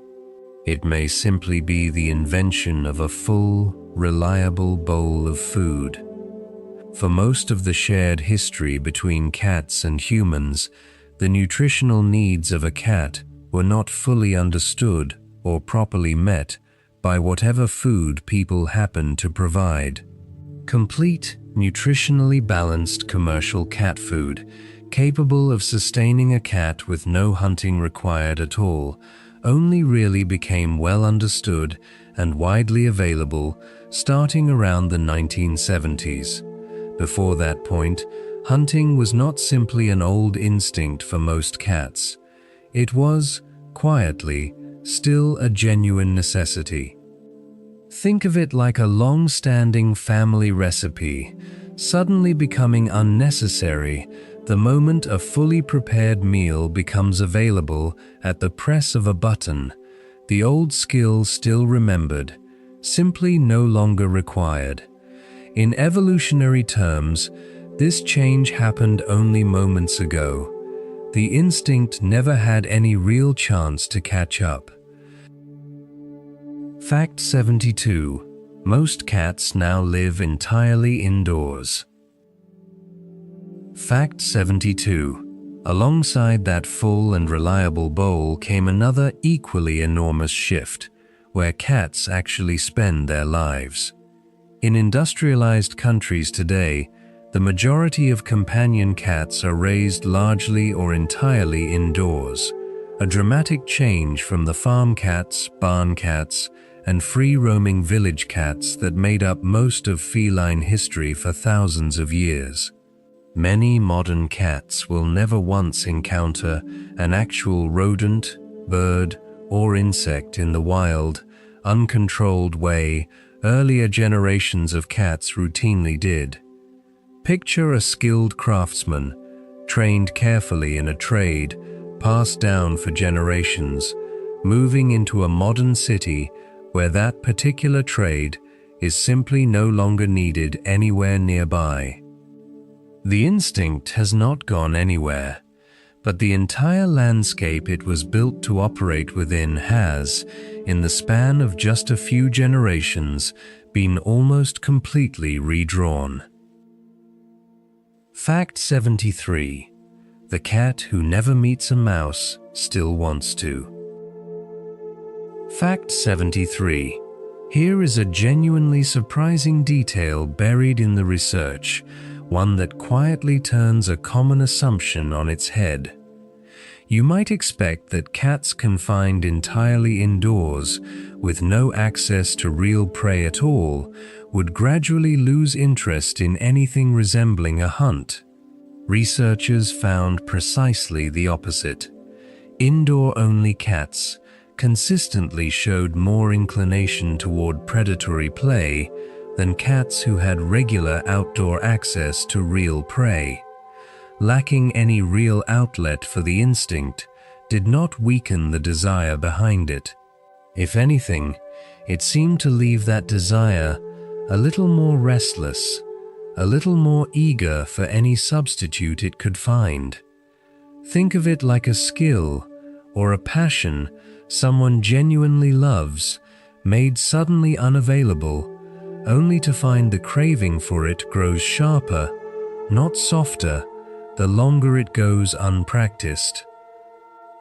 That restless, purely indoor hunger for the hunt may explain a great deal about why even the calmest house cat sometimes seems almost desperate for a dangling shoelace at 11 o'clock at night. Fact 74. A world rebuilt to keep mice out. Fact 74.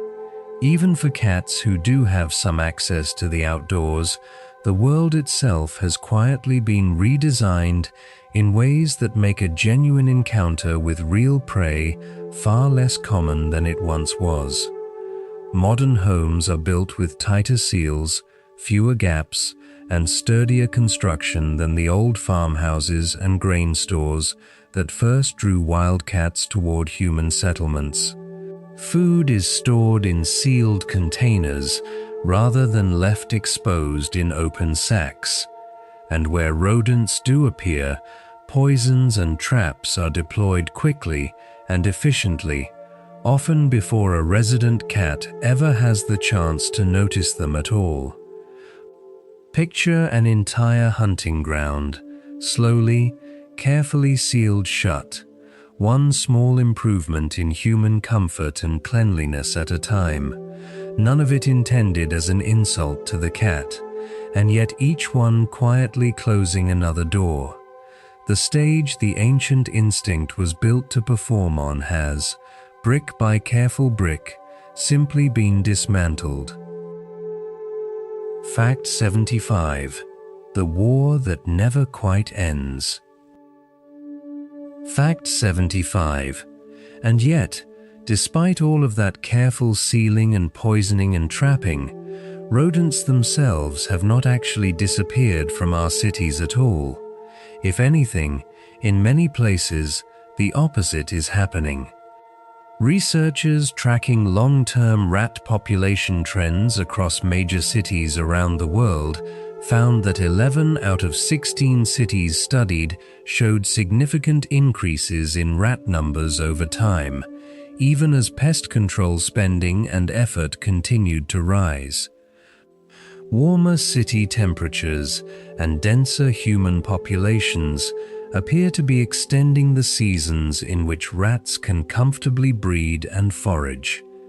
It is a little like discovering that a battle everyone assumed was slowly being won has, quietly and almost invisibly, actually been shifting in the opposite direction the entire time. The rodents have not vanished. They have simply become better hidden, better protected by the very same modern infrastructure that was designed, in theory, to keep them away from us entirely. Fact 76. A better diet, a quieter hunter. Fact 76. If the instinct to hunt cannot easily be removed, researchers have found that it can, at least, be gently softened, and the method is surprisingly simple. In a carefully controlled study, cats given a higher protein, grain-free diet brought home 36% fewer captured animals than cats on their usual food, relative to a comparison group. Something about a more complete, satisfying diet appears to quiet the underlying motivation to hunt, not by removing the instinct entirely, but by meeting whatever nutritional gap may have been quietly fueling it. Think of it like a persistent craving for something specific finally settling, once the body has actually received whatever it was subtly missing all along. It is a small, hopeful detail for anyone who has ever worried about a beloved cat's hunting habits. Sometimes, the gentlest solution is simply a better bowl of food. Fact 77. 5 minutes a day. Fact 77. A second intervention from that same body of research turned out to be even simpler, requiring nothing more than a small daily investment of shared time. Households that introduced just 5 to 10 minutes of daily object play, actively engaging a cat with a wand toy or similar moving object, saw a 25% drop in the number of animals their cats brought home, compared to cats who received no such structured play at all. Picture a small, brief ritual, barely long enough to finish a cup of tea, quietly meeting a need that might otherwise go looking for satisfaction somewhere far less convenient, like a windowsill at 3 in the morning. It does not need to be elaborate, it simply needs to happen, consistently, offering the hunting instinct a small, safe outlet before it goes looking for a real one elsewhere. Fact 78. The puzzle that backfired. Fact 78. Not every attempt at enrichment worked the way researchers expected, and this particular twist is worth sitting with for a moment. Puzzle feeders, a popular tool designed to make mealtime more mentally engaging and satisfying for cats, were also tested in the same research. Rather than reducing hunting behavior, households using puzzle feeders saw hunting-related captures increase by 33% compared to cats without them. It is a little like offering someone a small, engaging puzzle related to a craving they were already trying to quiet, and discovering, to everyone's surprise, that solving the puzzle only sharpens their appetite for the real thing even further. Not every kind of stimulation soothes the same underlying hunger. Some, quite unexpectedly, seem to feed it instead. Fact 79. The bell that never really worked. Fact 79. One more small myth is worth gently retiring here, since so many cat owners have relied on it for years without ever quite knowing whether it actually helped. The same careful research testing various interventions found that cat bells, long recommended as a simple way to warn prey of an approaching cat, showed no discernible effect on hunting success at all. Whatever quiet advantage a warning jingle was supposed to offer prey animals, in practice, it simply did not measurably change the outcome. Think of it like a widely trusted piece of advice, passed along faithfully for generations, that turns out, once someone finally bothers to test it carefully, to have never quite done what everyone assumed. Sometimes even our best intentions toward an old instinct rest on solutions that sound reasonable and simply are not. Fact 80. A body still waiting for dawn and dusk. Fact 80. Even after all of this, one thing has remained remarkably resistant to change: a cat's internal clock. Across generations of indoor living, cats have continued to show a natural rhythm of activity that peaks around dawn and dusk, the exact hours when their ancestral prey, birds and rodents alike, was traditionally most active. But researchers have also noticed something gentler happening alongside that old rhythm. Indoor cats, more than their outdoor counterparts, tend to gradually shift their activity to align more closely with their owner's own daily schedule, quietly syncing their ancient clock to a distinctly modern one. Picture an old, deeply ingrained habit slowly, gently bending itself to accommodate an entirely new kind of household, without ever fully disappearing underneath the adjustment.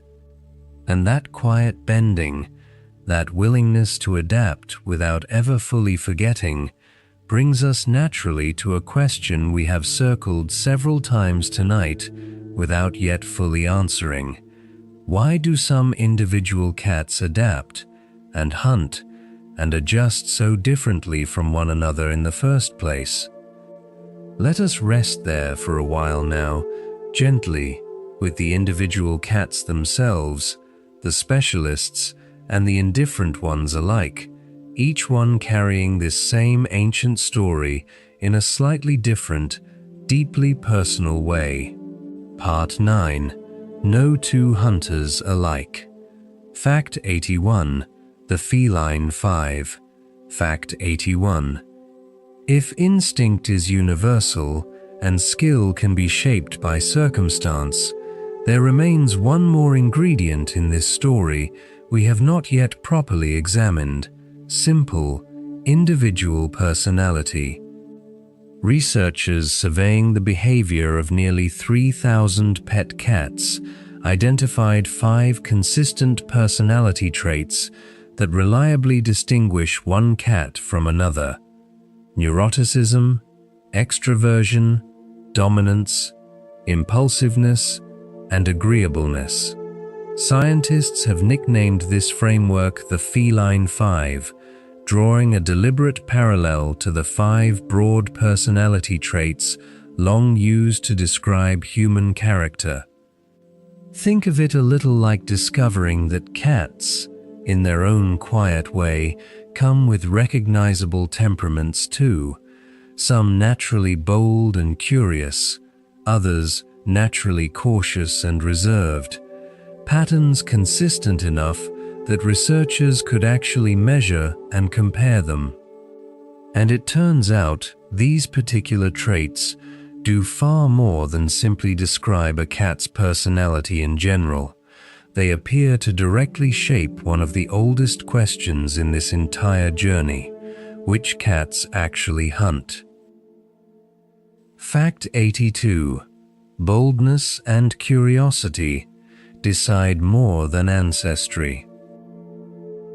Fact 82. Across multiple studies surveying thousands of cat owners, one pattern emerged with striking consistency.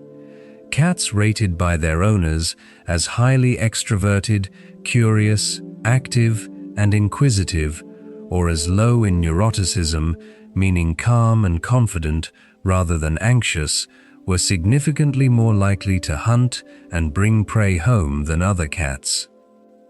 In other words, temperament, not breed, not size, not even necessarily raw physical skill, appears to be one of the strongest predictors of whether a cat engages with its hunting instinct at all.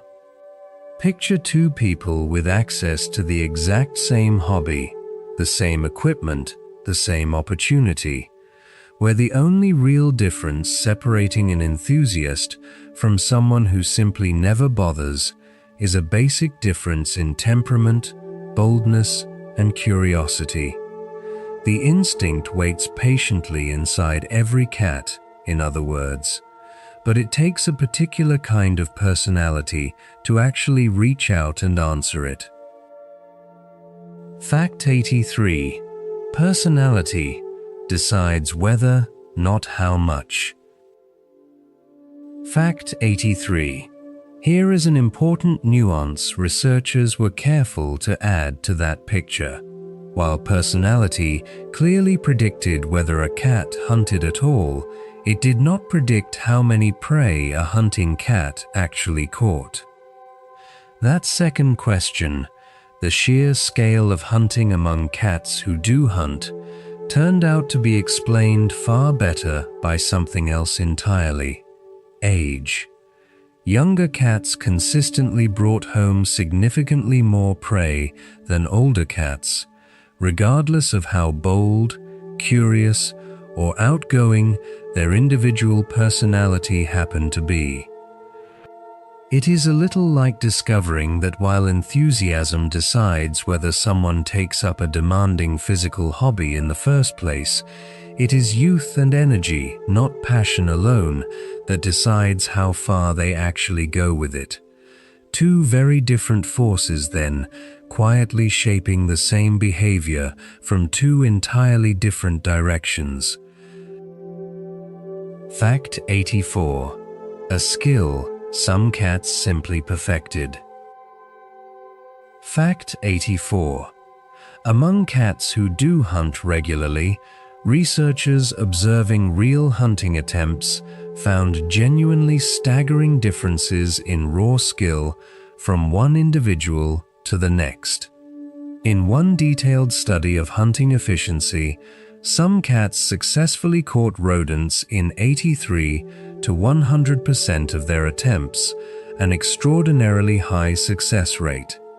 Other cats, hunting the exact same type of prey under similar conditions, succeeded far less often, sometimes only occasionally, despite putting in genuine effort. Think of two people learning the same instrument from the same teacher, one eventually playing with effortless precision, the other still fumbling through the basics after years of honest practice. Genuine mastery, it turns out, is not evenly distributed even among cats who clearly want to hunt and clearly try. Some simply become extraordinarily good at it. Others remain earnest, willing amateurs their entire lives. Fact 85. Every cat has a signature prey. Fact 85.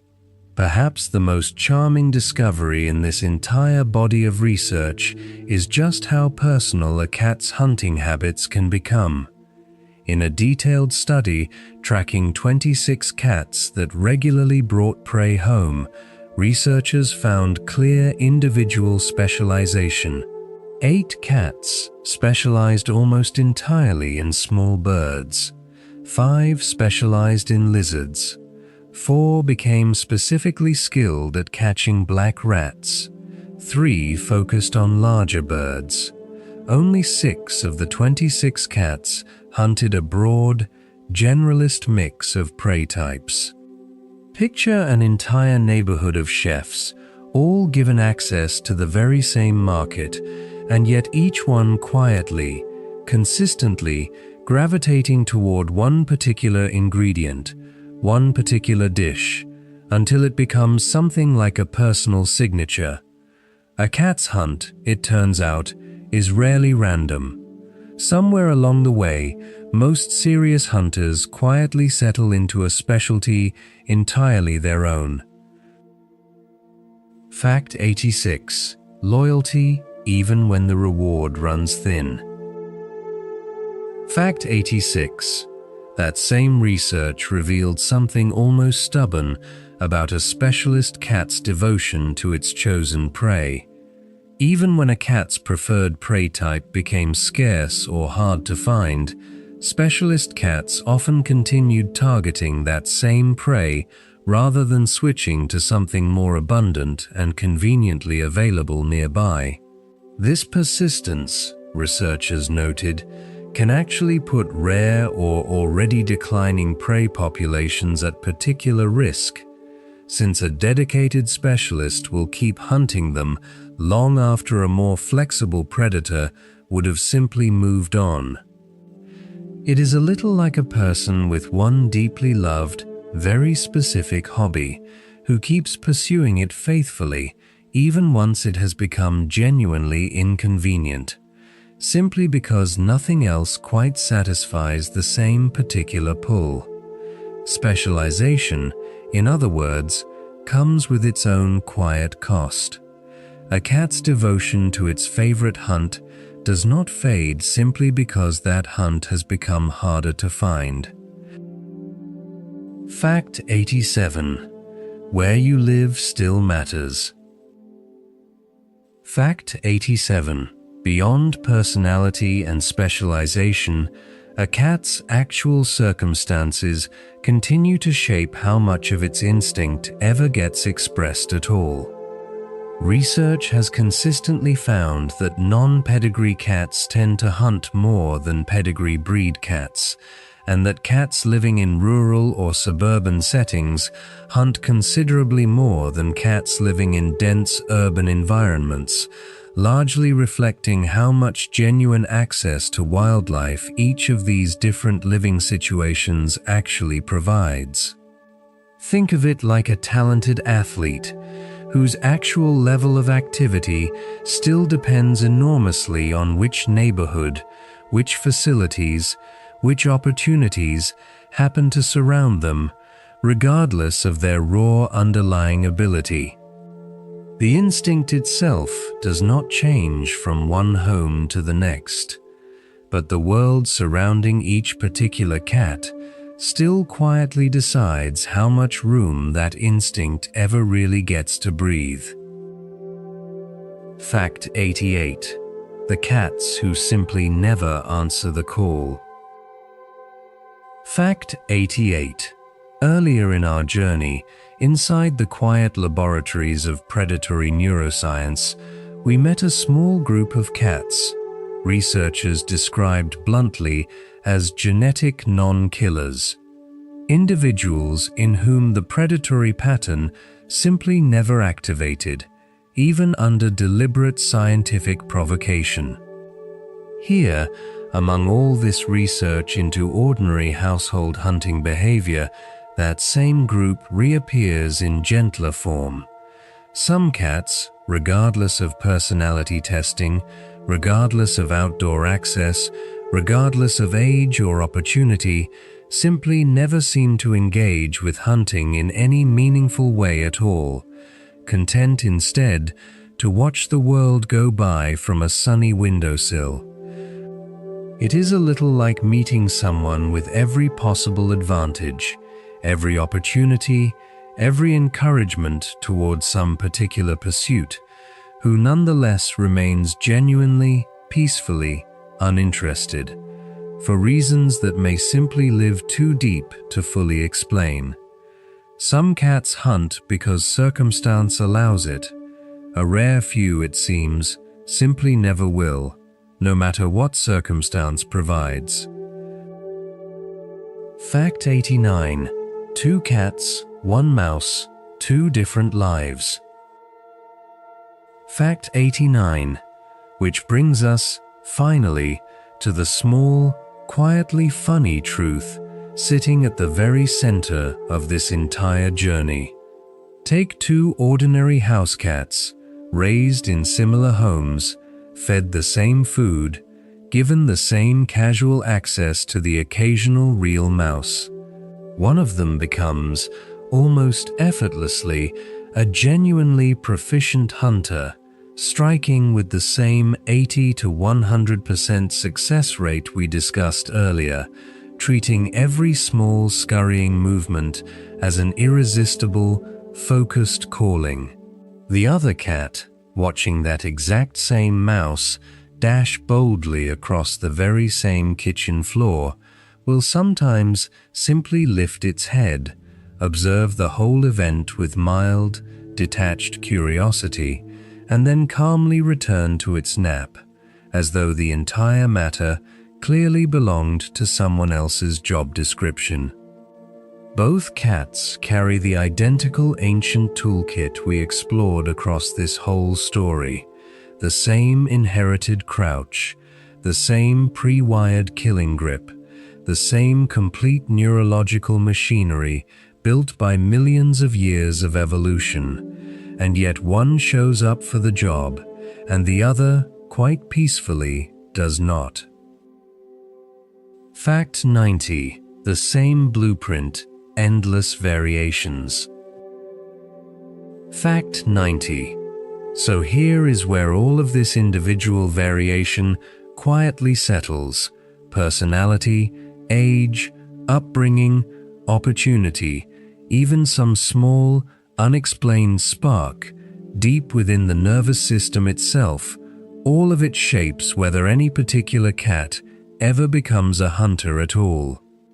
But underneath every single one of these differences, whether wildly enthusiastic or gently indifferent, every cat is still built from exactly the same ancient evolutionary blueprint, the very same one carried by every member of the wider cat family, from the smallest house cat to the largest predator prowling anywhere on Earth.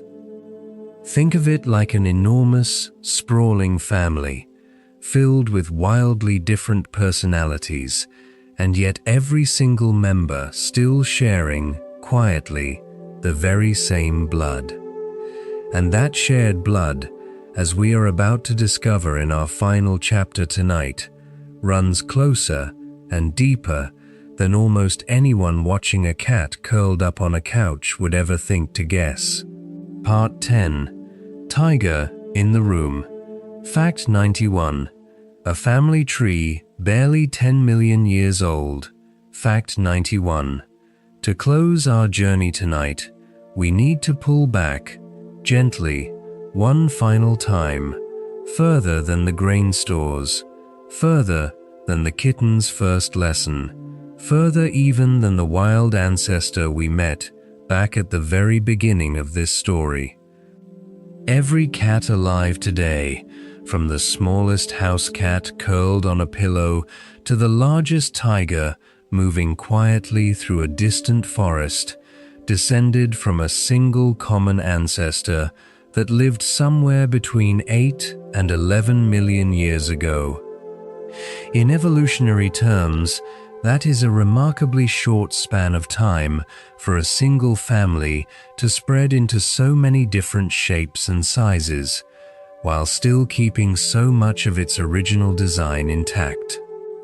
Think of it like one especially well-drawn architectural blueprint, so effective at its original purpose that centuries of builders across the world simply kept using it, adjusting the scale here and there, but never needing to redesign the basic structure at all. The cat, it seems, got the essential design right early and simply never needed to start over. Fact 92. 95.6%. Fact 92. Here, finally, is the number we quietly promised you back at the very beginning of tonight's journey. When scientists sequenced the full genome of a tiger and compared it directly to the genome of an ordinary domestic cat, they found the two shared 95.6% of their DNA. For context, humans and gorillas, a comparison most people already find intuitively close, share only about 94.8%, despite having diverged from a common ancestor around a similar span of time ago. The tiger and the house cat, in other words, are genetically closer to one another than we are to some of our own nearest living relatives. Picture the difference between two distant cousins who happen to share a surprising number of small mannerisms, and discovering, almost impossibly, that they are actually closer family than that. The enormous, roaring predator and the small, purring one asleep on your lap are, biologically speaking, remarkably close kin indeed. Fact 93. The same architecture, built at two different scales. Fact 93. That genetic closeness goes even deeper than simple percentages. When researchers examined the overall structure of the tiger and house cat genomes, the underlying architecture, the way genetic material is organized and repeated throughout, they found it to be remarkably similar between the two species, far more similar than comparable structures found between more distantly related primates. It is a little like discovering that two buildings of wildly different size, a small cottage and an enormous manor house, were nonetheless framed using exactly the same underlying blueprint, simply scaled up or down to fit. The house cat is not merely a distant, diluted echo of something wilder. In a very real genetic sense, it is built from precisely the same architectural plan as the largest cats alive on Earth today. Fact 94. Genes written only in cats. Fact 94. Digging deeper still, researchers comparing multiple big cat genomes to the domestic cat found something even more specific. A shared set of roughly 1,376 genetic changes present throughout the cat family and not found in any other animal group studied. In other words, there appears to be a genuine, identifiable genetic signature of what it means, quite literally, to be a cat, a shared inheritance running quietly through every member of this family, connecting the tiger, the lion, the snow leopard, and the small creature curled up asleep somewhere near you tonight. Think of it like a distinctive family trait, a particular laugh or gesture, passed down faithfully through every single branch of an enormous, sprawling family tree, no matter how differently each branch eventually grew. Every cat, in some quiet, deeply written way, still carries the same signature. Fact 95. A white coat, borrowed from the same old gene. Fact 95. Here is a small, almost playful detail tucked into all of this deep genetic research. When scientists studied the genes responsible for unusually pale, white coats among big cats, they found that both white tigers and white lions carry mutations in the very same gene, called TYR, that is also responsible for white coloring in some domestic cats. The exact mutations differ slightly between species, each one arriving at whiteness by a slightly different path, but the same basic genetic mechanism, quietly inherited across the whole cat family, seems to have been available for evolution to draw upon at every single scale, from the smallest house cat to the largest tiger. It is a little like discovering that an unusual family trait, showing up rarely and unpredictably across many different branches of a family tree, always traces back to the very same small piece of shared inheritance. Even a cat's rarest, most striking coloring, it turns out, is simply another quiet echo of that same enormous family. Fact 96. A predator that never needed to change jobs. Fact 96. There is one more thread worth gently pulling before we let this story finally rest. Unlike dogs, who were shaped and reshaped over thousands of years into an enormous range of specific working roles, herding, guarding, retrieving, companionship alone, the domestic cat's basic role in the world has remained almost entirely unchanged since the very beginning of our shared history. Researchers studying this pattern have described the cat, somewhat playfully, as a predator for hire, an animal that essentially never needed to be reshaped into something new, because the original arrangement, a skilled, independent hunter tolerated and appreciated near human homes, simply continued working exactly as it always had. Think of it like a single, specialized profession that never needed reinventing, quietly continuing on, almost entirely unchanged, generation after generation, long after the trades and roles around it had transformed many times over. Fact 97. Independence was never really rejection. Fact 97. That unchanged role helps explain something people sometimes misread as coldness in a cat's character, its famous, quiet independence. Because a cat's fundamental identity as a hunter never had to be renegotiated the way a dog's many working roles did, cats developed real affection, sociability, and attachment toward humans as something added gently on top of that older identity, rather than something that replaced it entirely. The bond is genuine. It has simply never required a cat to fully set aside the independent hunter it has always been underneath. Picture an old, deeply capable friend who chooses to spend time with you freely, out of real affection, without that friendship ever requiring them to give up who they fundamentally are. A cat's love, in other words, is never a substitute for its wildness. It sits quietly alongside it the whole time, exactly as it always has.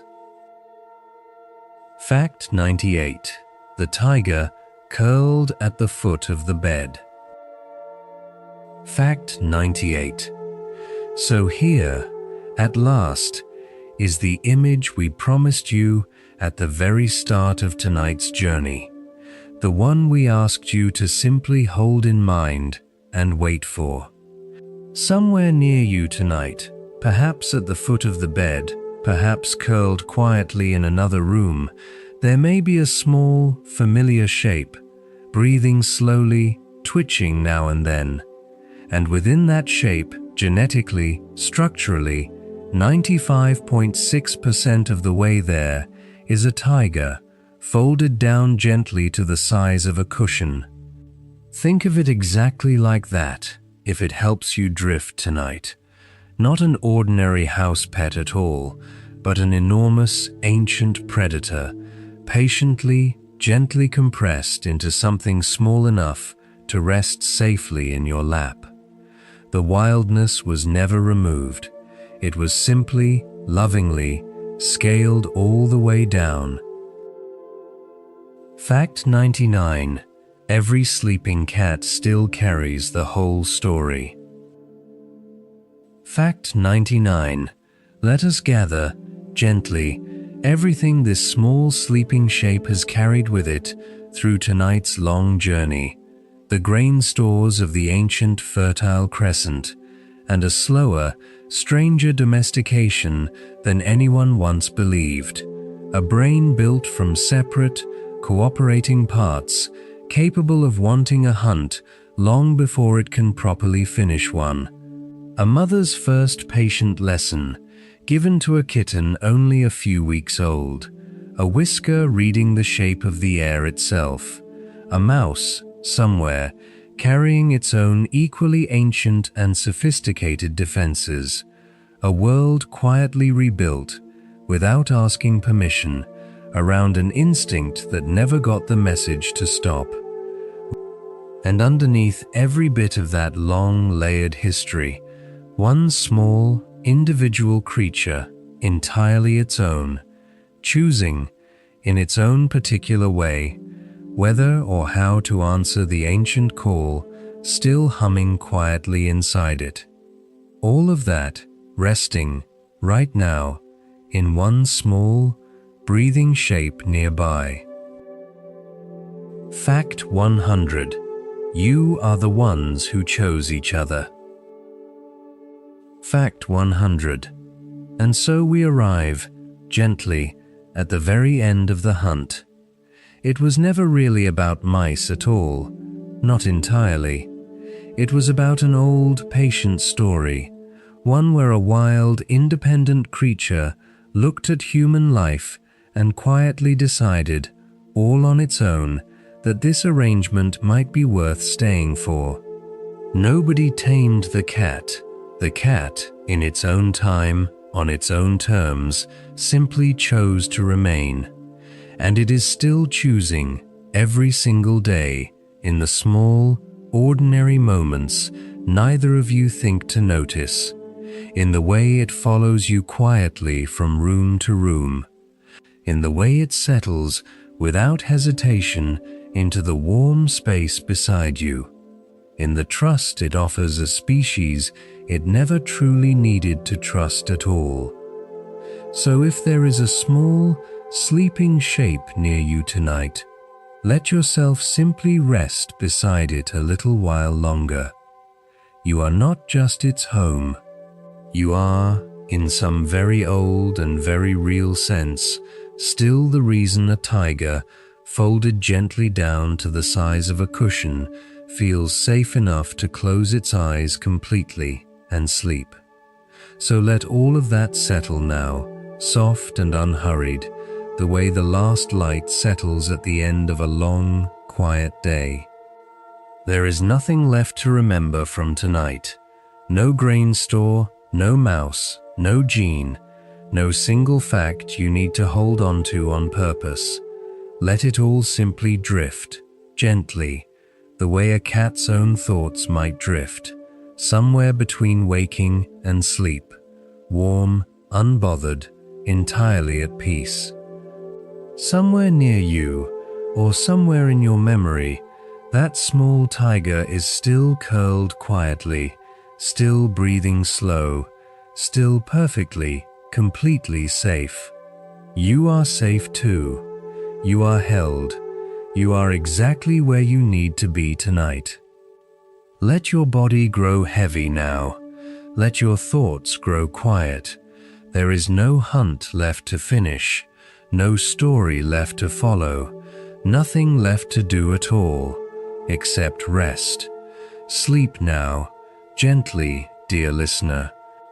And whenever you wish to wander back into these small, quiet corners of the world again, this channel and this story will still be here, waiting, patiently, exactly like an old cat by a familiar window. Good night. Hello there, and welcome to the Sleepy Scholar. Somewhere in your home tonight, or perhaps right beside you, there may be a small animal curled into a loaf, breathing slow, twitching now and then at some private dream. And inside that dream, more often than you might expect, is a hunt. Here is the strange truth we will spend the next couple of hours wandering through together. Every house cat on earth, even the softest, laziest, most thoroughly spoiled one, still carries the complete machinery of a predator. The crouch, the twitching tail, the stillness before the pounce. All of it, intact, inherited, ready. And yet most modern cats will live their entire lives without ever needing to catch a single meal for themselves. Food arrives in a bowl. The mice that once justified this whole partnership between our two species have, in most homes, quietly disappeared. So what happens to an instinct when the world stops asking anything of it? Tonight, that is the question we will follow. Gently, the way you might follow a cat, down an unfamiliar hallway. We will drift back to the first grain stores of the ancient world, where a wild, solitary hunter first decided that humans might be useful neighbors. We will slip inside the nervous system itself, into laboratories where scientists once discovered that a cat's desire to kill and a cat's desire to eat are, strangely, two separate things entirely. We will watch kittens 4 weeks old take their very first lesson from a mother who still remembers how this is done. We will feel the world through a whisker. We will even, for a little while, see the whole story from the mouse's side. And near the end, we will sit with the quiet, almost impossible fact that the animal asleep in your lap shares the vast majority of its genetic blueprint with a tiger. If gentle, curious journeys like this one help you drift off, I would love it if you considered subscribing, or leaving a thought below about the cat in your own life, past or present. It helps this small channel find its way to other sleepy minds. For now, though, there is nothing you need to do. Let your shoulders soften into whatever is holding you. Let your breathing slow, unhurried, unwatched. Let your eyes rest, even if they are already closed. There is nowhere else you need to be tonight. Let's begin, quietly, at the beginning of the hunt. Part 1. The Sleeping Hunter Beside You. Fact 1. The hunter who never has to hunt. Fact 1. Picture an ordinary house cat. Orange, black, tabby, it does not matter, dozing on a windowsill in the afternoon sun. Nothing about that scene looks dangerous, and yet, biologically, that sleeping animal is a fully equipped predator, no different in its wiring from the wild cats that once stalked the deserts of the Near East. Every muscle built for the ambush is still there, the retractable claws, the forward-facing eyes for judging distance, the spine that coils and releases like a spring. None of it has gone anywhere. Think of it a little like keeping a beautifully tuned instrument in a closet. It is complete, ready, capable of the music it was built for. It simply never gets played.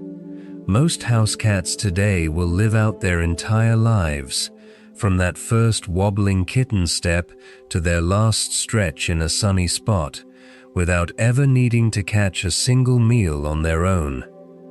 There is something quietly moving about that. An entire toolkit, shaped over millions of years for a single purpose, carried gently through a life that no longer requires it. But if the need for hunting has vanished, why does the instinct remain so stubbornly intact? And where exactly did this strange arrangement between cats and humans even begin? Fact 2. Not hunger, but something else entirely. Fact 2. That question about instinct leads somewhere unexpected, into a finding that surprised even the scientists who first documented it.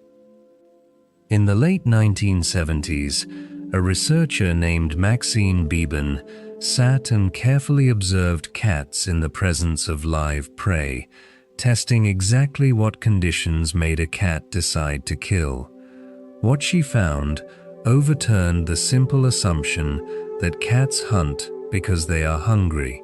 Hunger, it turned out, was not a necessary condition for killing at all.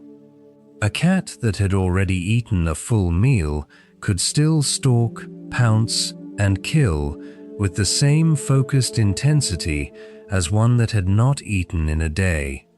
Think of it like the difference between eating because your body needs fuel and cooking because you love the process of cooking itself. For a cat, hunting appears to run on its own separate motivation, only loosely connected to the stomach. This single finding quietly reshapes everything we think we know about the well-fed house cat pouncing on a moth at midnight. She is not confused about her next meal.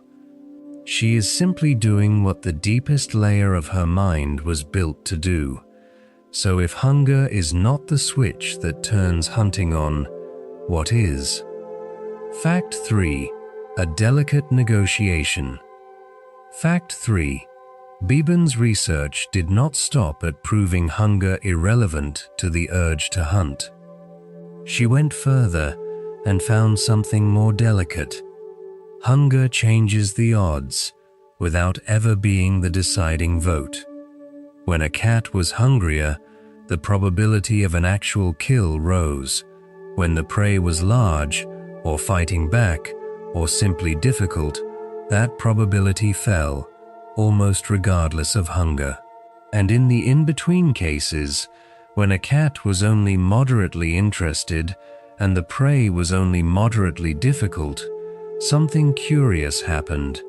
The cat would often play with the prey first, before killing it, or after, or sometimes instead of ever killing it at all. Imagine a scale with hunger sitting on one side and difficulty sitting on the other, gently tipping back and forth, deciding in real time whether tonight ends in a kill or a long, strange, almost thoughtful game.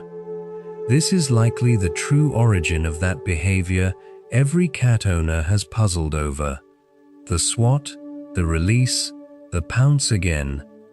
Not cruelty, not confusion, but a finely balanced negotiation happening somewhere just beneath the surface of a very old brain. And that negotiation, it turns out, begins to form long before a cat ever meets a real mouse at all. Fact 4. A kitten crouches at prey it has never seen. Fact 4. Here is one of the strangest, most tender facts in this entire story.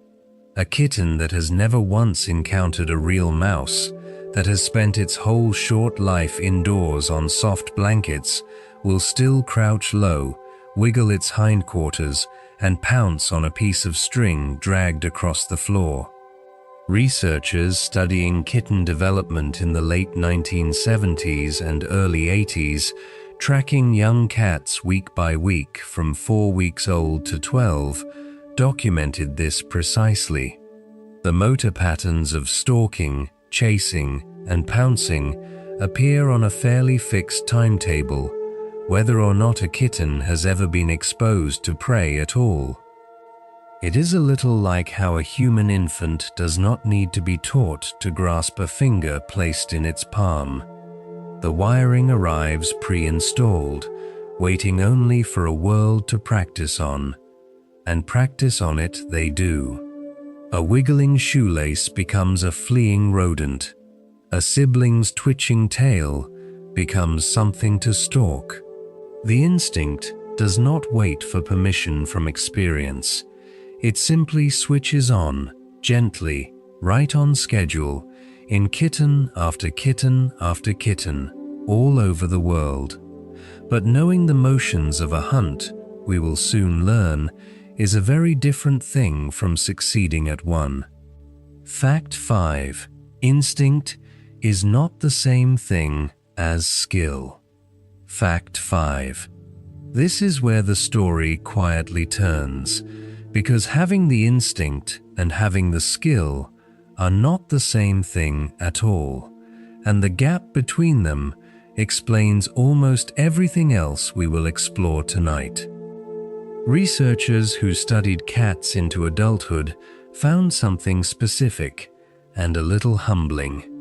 A cat that had experience catching mice as a kitten became genuinely skilled at catching mice, but that skill barely transferred anywhere else. A cat raised on mice was not automatically good at catching birds or rats or anything unfamiliar. The learning was narrow, tied closely to the exact kind of prey a cat had practiced on. Think of it like a person who has only ever driven an automatic car. Give them the same basic instinct to drive, the same working knowledge of a road, and sit them in front of a manual transmission for the first time, and suddenly none of that confidence transfers cleanly. So the crouch, the pounce, the readiness, all of it is inherited. But turning that readiness into an actual, reliable catch, again and again, against a fast and unpredictable target, requires something instinct alone cannot provide. It requires practice against the real thing. And for most cats living now, that real thing has become almost impossible to find. Fact 6. Most cats today catch little or nothing at all. Fact 6. Here is a number that quietly reframes the entire question behind tonight's journey. Across multiple studies of cats with outdoor access, researchers have found the same pattern again and again. Most domestic cats catch few prey animals, or none at all, over the course of a year. Only a smaller group of cats turn out to be genuinely prolific hunters, responsible for the vast majority of catches within any given cat population. In other words, the picture of the cat as a constant, efficient killing machine was never quite accurate, not even before modern life changed everything. Hunting success, even among cats with real opportunity, has always been unevenly distributed. Picture a neighborhood full of cats, all carrying the same inherited toolkit, and yet only a handful of them ever actually bringing something home. The rest simply do not. Not because they lack the instinct, but because catching a fast, alert, evasive animal has always been harder than the crouch and the pounce make it look. This unevenness will matter again later in our journey, when we meet the individual cats who break every rule of what a hunter is supposed to be. For now, though, we should ask a gentler question. What exactly makes a real mouse so much harder to catch than a toy? Fact 7. A toy holds still for a lesson. A real mouse won't. Fact 7. A toy mouse, dragged slowly across a living room floor, will always move exactly as predictably as the hand holding it. A real mouse never will. Scientists who studied object play in adult cats found that toys work best when they are small, roughly the size of an actual mouse, textured like fur or feathers, and kept in motion. But they also found something else. Cats habituate astonishingly fast. Play with the very same unchanging toy for just a few minutes, and interest collapses almost completely. Swap it for a toy of a different color or texture, though, and the intensity returns almost instantly, sometimes even stronger than before. It is a little like the difference between a well-rehearsed piece of theater and an unpredictable live conversation. One follows a script a cat can master through repetition. The other adjusts, reacts, and surprises every single time. A living, breathing mouse changes direction mid-stride, freezes without warning, uses shadows and gaps a toy never needs to think about. No amount of pouncing on string quite prepares a claw for that. So even a cat that plays beautifully, night after night, might still find the real version of that game far harder than anyone watching from the couch would ever guess. Fact 8. The gift that was never really a gift. Fact 8. Almost anyone who has lived with an outdoor cat knows this scene. You open the back door, and there, on the mat, is an unmistakable, slightly grim little gift. For a long time, people assumed this behavior meant something almost touching, that a cat was providing for an inadequate human family member, gently making up for our own uselessness at hunting. The truth researchers have gathered is a little different and honestly just as touching in its own way. A cat's home is where she feels safest, where she can eat undisturbed without another animal stealing her catch. Bringing prey inside is less a gift and more a kind of relocation to a secure vault. And there is a small, almost funny detail buried in this research. Once safely home, some cats catch the scent of their own regular food waiting nearby and simply abandon the prey entirely, wandering off toward the bowl instead. The freshly caught mouse, so hard-won just minutes earlier, loses out to a meal that requires no chase at all.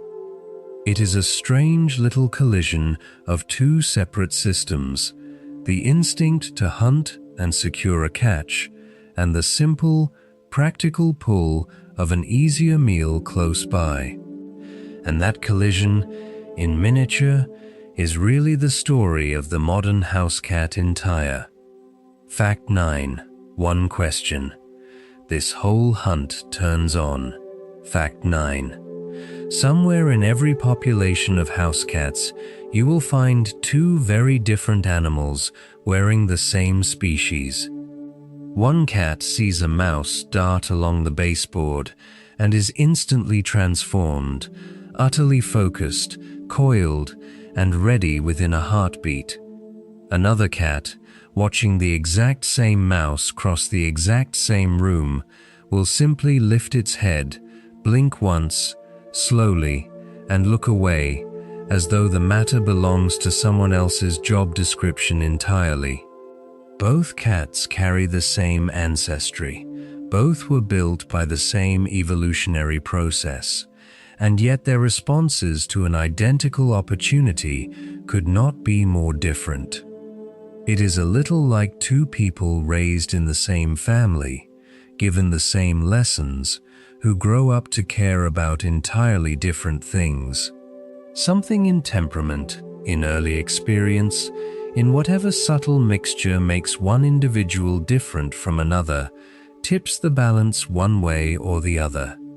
We will spend real time with this question later in our journey, sitting with the research on exactly why some cats become relentless specialists and others remain gently, permanently uninterested.